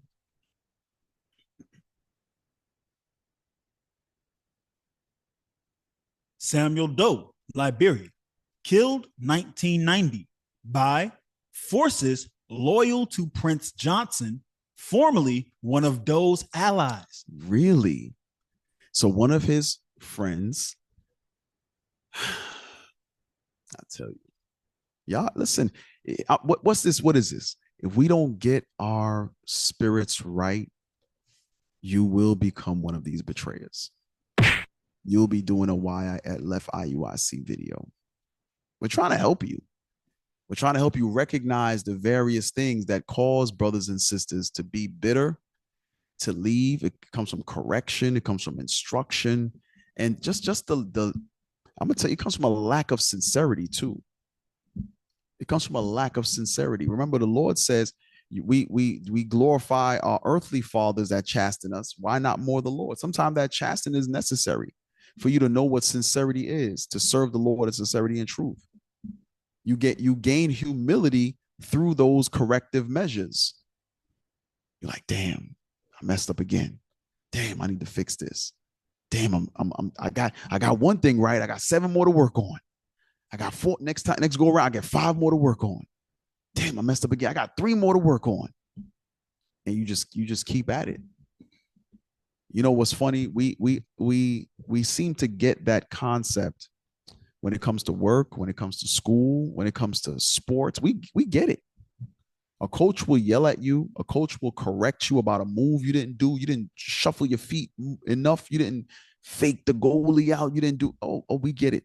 We get it. And then next go around, next play, we do better, right? Next play, we do better. The teacher tell you you failed a test, you failed an exam, you got to study more and take it again. Guess what? We do it in order to pass. We understand that everywhere else except in this truth. Except in this truth. Read. Go back. Samuel Doe, Liberia, killed 1990 by forces loyal to Prince Johnson, formerly one of Doe's allies. Background. Johnson had broken away from the rebel movement that initially aimed to overthrow Doe. He captured, tortured, and executed Doe in a brutal video recorded incident. Stop. Did we read that with Joab and Absalom? Did we not read that? Didn't Joab throw darts into Absalom's heart? The other men came and mutilated his body. Can you read that part again? Background. Johnson had broken away from the rebel movement that initially aimed to overthrow Doe. He captured, tortured, and executed Doe in a brutal video recorded incident. He recorded it. He recorded torturing and mutilating his brother. Sheesh. Last one for time's sake. Last one.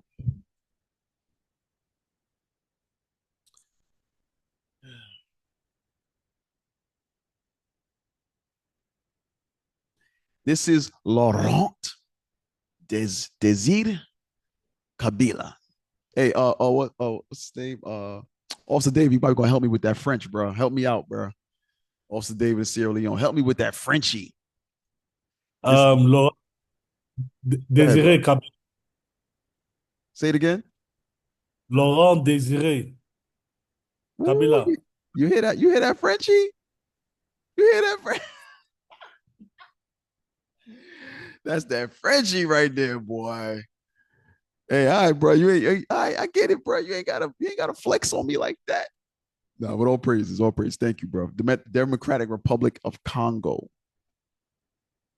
Hey, you know what's? And we've said this before. You know, so growing up, this Judah, the tribes here, Judah, Benjamin, mainly Judah. Like sometimes we would, like you mock brothers and sisters in the continent. You mock them, right? This was when we were young. I'm not talking about now, when you're young. But it's, even to this day, it is such a blessing to see how many brothers and sisters can speak 6, 7 different languages. But yeah, we're over here thinking we smart. Now, scripturally, of course, the Lord has raised up 10 to Judah first, but I'm talking about scholastically or educationally. You'll look at Africa and think, think a certain way about them. But just now, you tell, hey, Officer David, hey, say that in French for me. Like he speaks French, like, and these brothers and sisters speak multiple languages and dialects. You know how smart you got to be to do that. Do you know how wise and understanding you have to be to do that? I remember I was in South Africa and Officer Ben Levite, and I'm watching this brother teach in the spirit of the Lord. I'm like, man, this brother, all the brothers, Officer Abdias, Officer Lemuel, all these brothers is teaching in the spirit. And I'm watching, but this particular day, Officer Ben Levite is teaching, and the brother, he's teaching in English, perfect English. Perfect English. And I'm like, okay, this brother teaching in Spanish. But the crowd that came up had trouble understanding English. And to watch this brother just switch back and forth, I was blown away.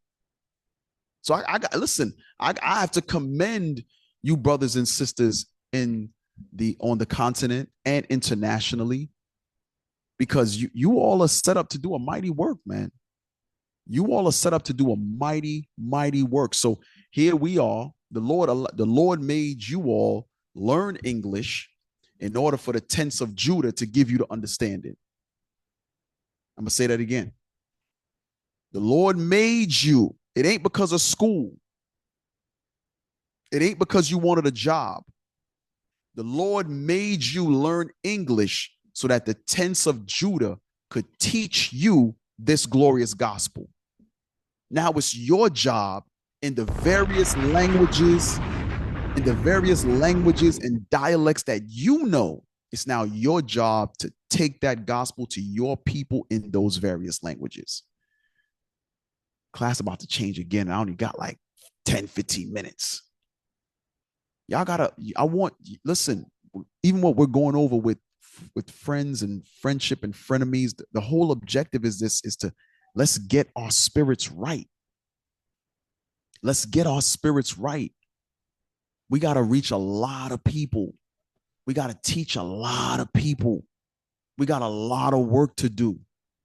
Like, as you see, the bishops, deacons, mighty men went to Madagascar, and they speak a dialect of French. They speak French there, but it's a dialect also called Madagasy, like a slang version or a local dialect. Guess what? They need the word. There's so many places, even the places where you all are in Tanzania. It's a huge country way on the other side. Kenya, huge. It's a lot of people we got to get to. So the Lord is, matter of fact, I don't want to go ahead. My mind be going like a million places. Psalms 19. And we're going to come right back because I gotta finish that out. Psalms 19. I gotta encourage the brothers, and because that even though that was a simple thing as far as my inability to pronounce the brother's name, Officer David just jumped in like, yo, this is how you say it. Psalms 19, verse 3.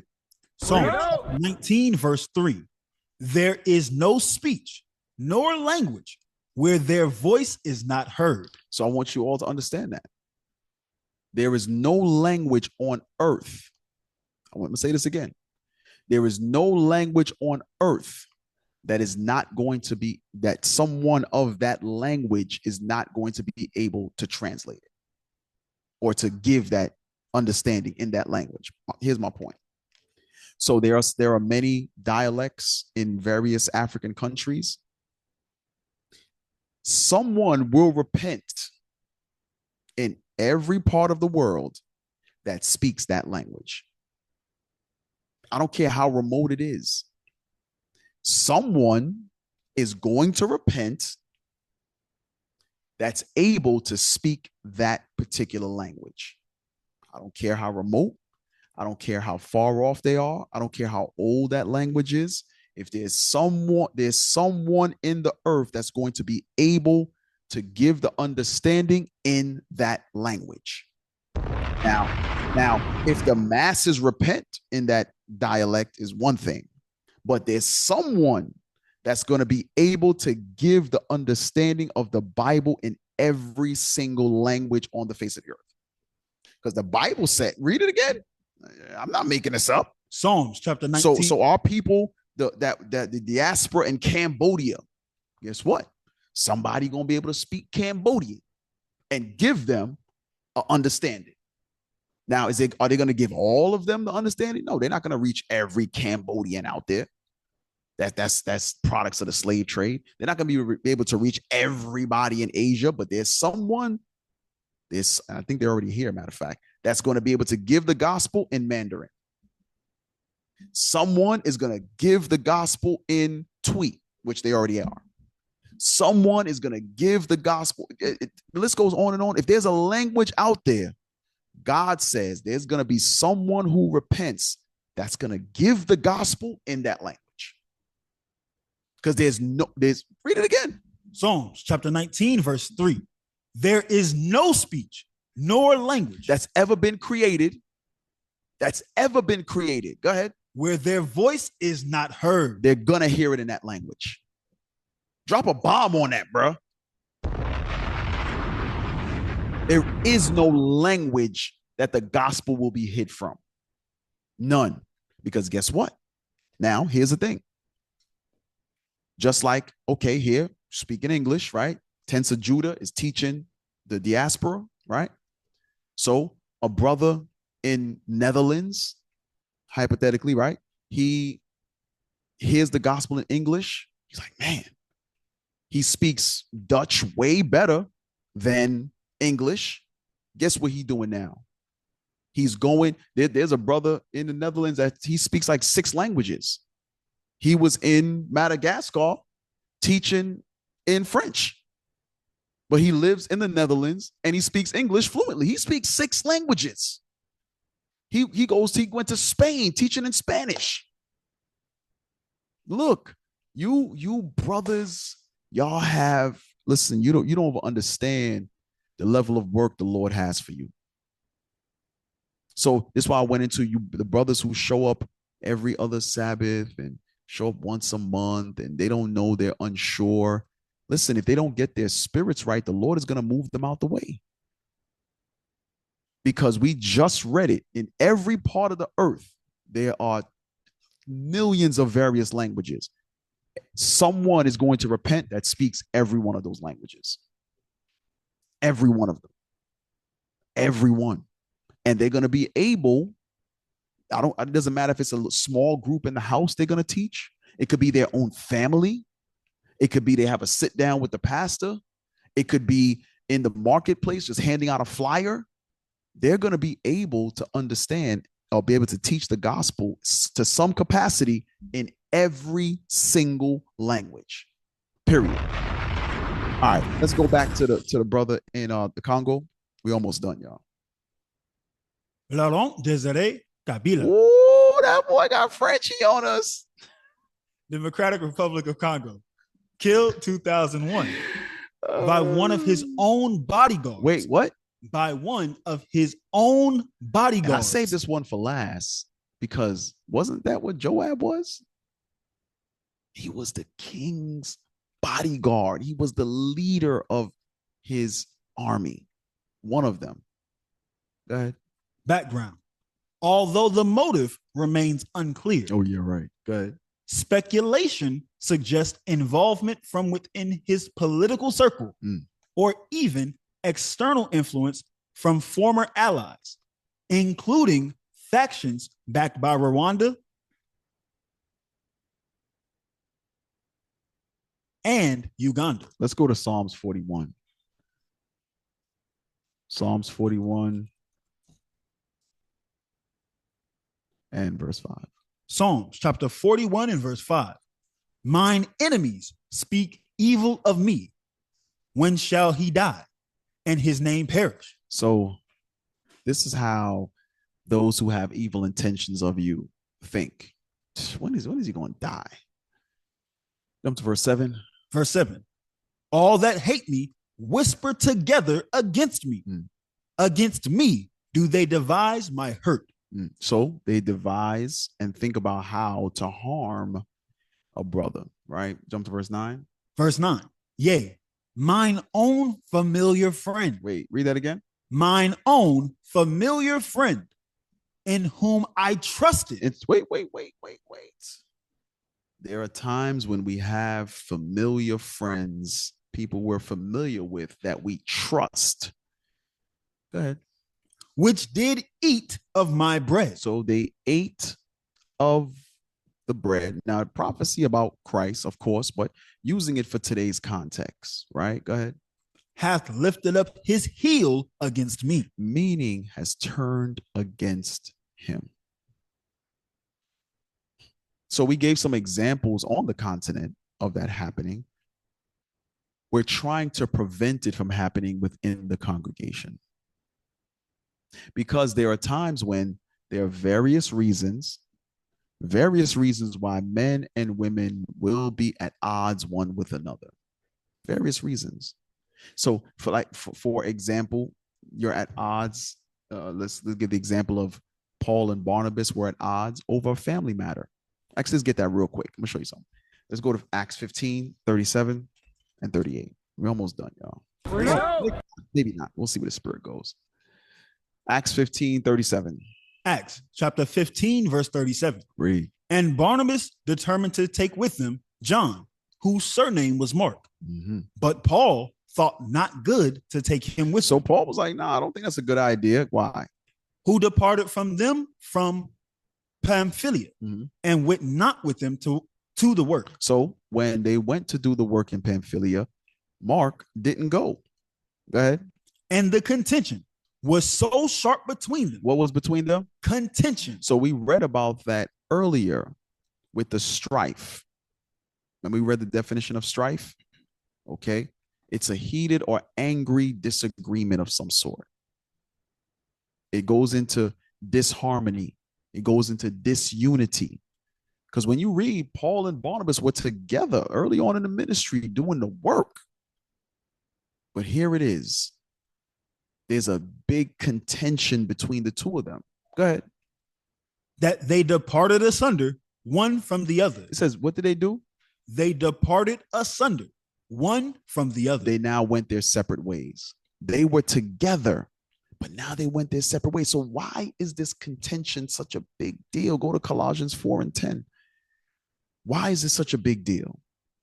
Why would this cause a divide? Colossians 4 and 10. Chapter 4, verse 10. Read. Aristarchus, my fellow prisoner, saluteth you.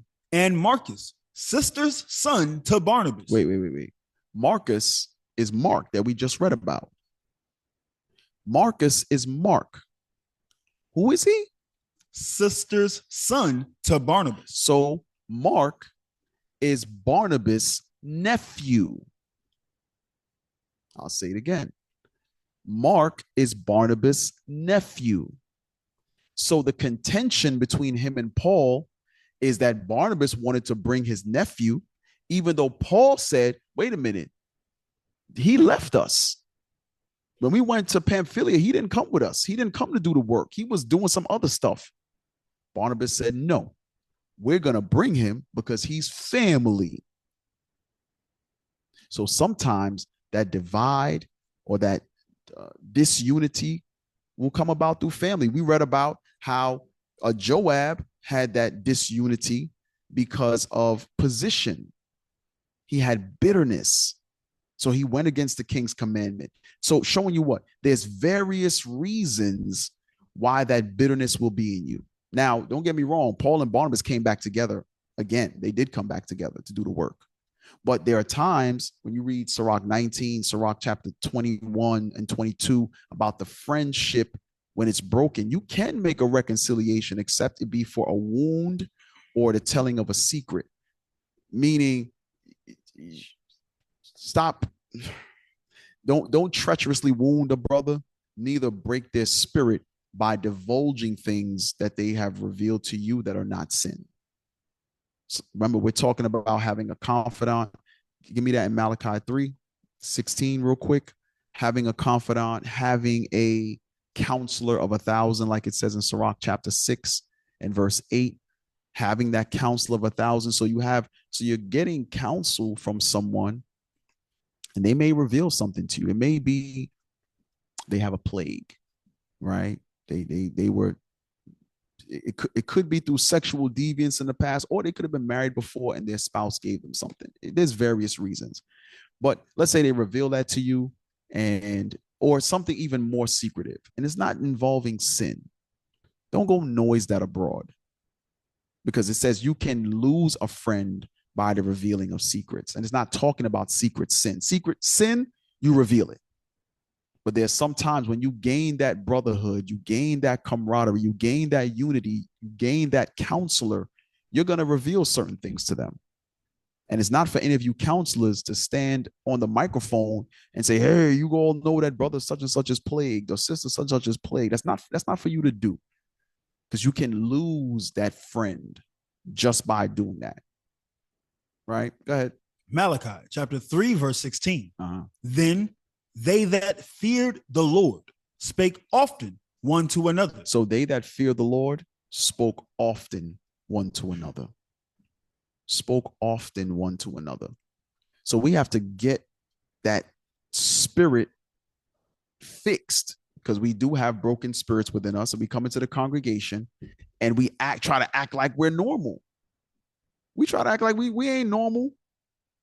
We are not normal. Okay. Was that Sirach 6 about directing your friendship? 6:17. Let's read that real quick. So it says, them that fear the Lord. So it goes right back to, remember, it says, if you fear the Lord, you'll gain a faithful friend. If you fear the Lord, you'll speak often one to another. Read that in Sirach 6. Sirach chapter 6, verse 17. Whoso feareth the Lord. Here it is again. Whoso feareth the Lord. It goes right back to your first order of business is the fear of God. Go ahead. Shall direct his friendship aright. There it is right there. You'll direct your friendship aright. You'll direct it aright, meaning you'll make the right decisions. Give me that in Luke 7 and Matthew 7. It's like verse 12. We're almost done. I know I said that 10 minutes ago. Matthew 7:12. Matthew chapter 7, verse 12. Therefore, all things whatsoever ye would that men should do to you. So the things that you want, that you would want someone to do to you, do ye even so to them. So, meaning treat others as you would want to be treated. So when you direct your friendship aright, you're treating them as you would like to be treated. So you're not going to deal with them for due to covetousness. It's not going to be because of lust. It's not going to be because of envy and hatred. Listen, we all are trying to get ourselves right. There's a little bit of all of that within all of us. Your job is to recognize it and purge it, fast on it, pray on it, light those incense in the house to burn them damn spirits that you got up in there. Okay? Throw away the bones in your closet. Throw them away. Because the things that a brother or sister does to you, sometimes the friendship is only one-sided. God says it can't be one-sided. It cannot be one-sided. You have to direct your friendship aright. Real quick, we're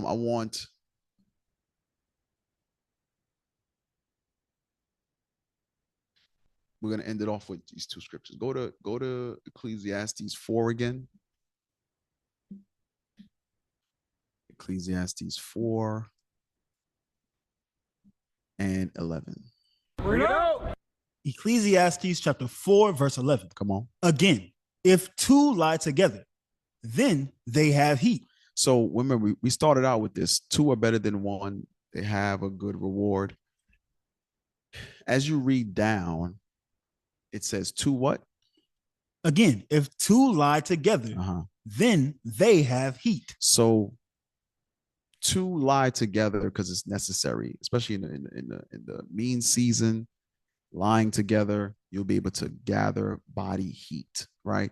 And then these historically goes into on some of these in the husbandry field, meaning in the farming field, as the time grew colder, as they would reap harvest, they would stay on the property.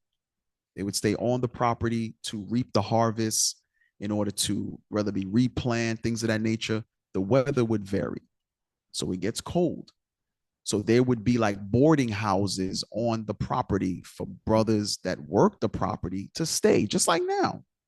You have the butler's quarters, right? They have their own portion of the house or their own little one bedroom stuff when you have money. Same thing back then. So they would be in rooming houses, so to speak. The white man took the same thing and they call them slave quarters. He did the same thing. But at one time when we had our own, that was the job. So brothers, just like now, we hit the road to go on a blitz. You got to stay in a hotel. We sleep head to foot. It is what it is. We thug it out. Brothers be on the floor. Hey, listen, I got pictures, man. Brothers be piled up in a room trying to just, we ain't got it. So we got to put all our little pennies together. Brothers be piled in. Right? So read that again. Again, if two lie together, then they have heat. But how can one be warm alone? So how can you be warm alone? But there's something real spiritual about that. So two will be together, right? Two will be together. So they'll be sharing that boarding house, sharing that closed space, sharing that bed in order to get up in the morning and get back to work, right? Let's go to Luke 17. Here's what you're in danger of. Luke 17, start at verse 34. Bring it out. Chapter 17, verse 34. I tell you, in that night, there shall be two men in one bed. So wait a minute. We just read that in Ecclesiastes 4:11. They're together for heat's sake. Everybody understand that? This ain't talking about no sodomy stuff. Two men in a bed. Batiman business. This ain't no Batiman business. These are two men, just like how we stay in a hotel, head to foot. We sleep in close proximity. Why? For a little heat. This doesn't mean spooning nut to butt. It's not what that's talking about. We sleep in close because it's cold, right? So what we're reading about is in a time of deliverance. So it's given the same analogy later on. Christ is speaking about this. Go ahead, read it again. I tell you, in that night, there shall be two men. In what night? The day of the Lord. The day of the Lord's deliverance. In that night, go ahead. There shall be two men in one bed. The one shall be taken, and the other shall be left. So here's the thing. If you don't direct that friendship, because what we read historically a bunch of frenemies. We read how Joab was being a frenemy, right? We read about Paul and Barnabas, but they came back together in the end. They just had a disagreement, right? But it was over family. So what you see is here you'll have two brothers who they're working together. They think they're friends. They think they're close, but only one is taken. Why would the other not be taken? Why? Because there is an intention or an intent or an action, a thought process that's not genuine. It's not genuine because otherwise they both will be taken. I know this is an analogy about only a few is going to be delivered. I get that. We understand the real understanding of it, but I want you to look at it for face value. It's only two of them. Why not take both? Because there'll be times when that friend isn't that friend at all. They have bitterness, they have hatred, they have all manners of evil in them. So what you're doing is you're actually jeopardizing your salvation by being disingenuous. We got to serve the Lord with sincerity and truth, man. Go ahead. Verse 36. Verse 35. Two women shall be grinding together. In the mill. Go ahead. The one shall be taken, and the other left. Right. Two men shall be in the field. The one shall be taken, and the other left. Go ahead. And they answered and said unto him, Where, Lord? And he said unto them, Wheresoever the body is, thither will the eagles be gathered together. Right. So he's talking about the day of the Lord when destruction comes. So the point is this. Again, we understand that it's talking about only a few will be delivered. I get it. And yes, correct, 100%. But you don't want to be the two in the bed. For heat's sake, a brother thinks he's there with his brother. They got the same mission. They're on a blitz together. I'm going to give an example. One time there were some brothers sharing a room, and the brother in the room was sending pictures of his penis to the brother he's rooming with's wife. So we're not making this stuff up. This is not coming from a place of, oh, I don't know what to talk about in class. The Lord said, listen, when I realized last night I was teaching, hey, bro, look, what we going over? I'm looking, I said, you know what? I want to touch on this. So it ain't this, like I said, whether it's going on now or it's a warning of what's to come. Either way, take it to get our spirits right, because we should all want deliverance. But guess what? Somebody's going to be left behind. And don't let it be because you can't examine yourself to fix your sins and to come out of your sins and reconcile with that brother again. Don't let it be that. Don't turn into a frenemy. Now you've turned on the gospel. You've now turned to much evil. Don't be that guy. So Lord's will, I'll end it there. I went a few minutes over, but Lord's will, brothers and sisters, got something from the class, were edified. There's some stuff that I did leave out, but it all be to the glory of God, man. All right. So I pray all you brothers and sisters have a happy day. I pray that y'all continue to labor, to bring forth, be in pain to bring forth, because we got a kingdom to get. All right. Most High in Christ bless y'all. Shalom.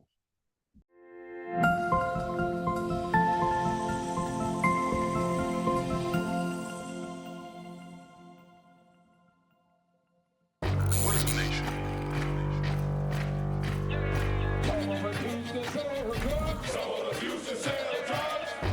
Nation is men leading by example.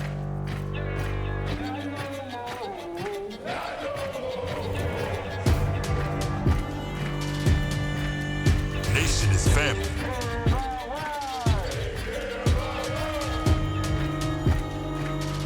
Nation is community. Nation is children with role models.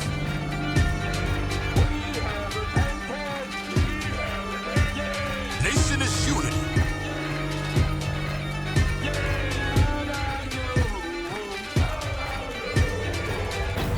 Nation is you. And finally, my brethren, be strong in the Lord. His word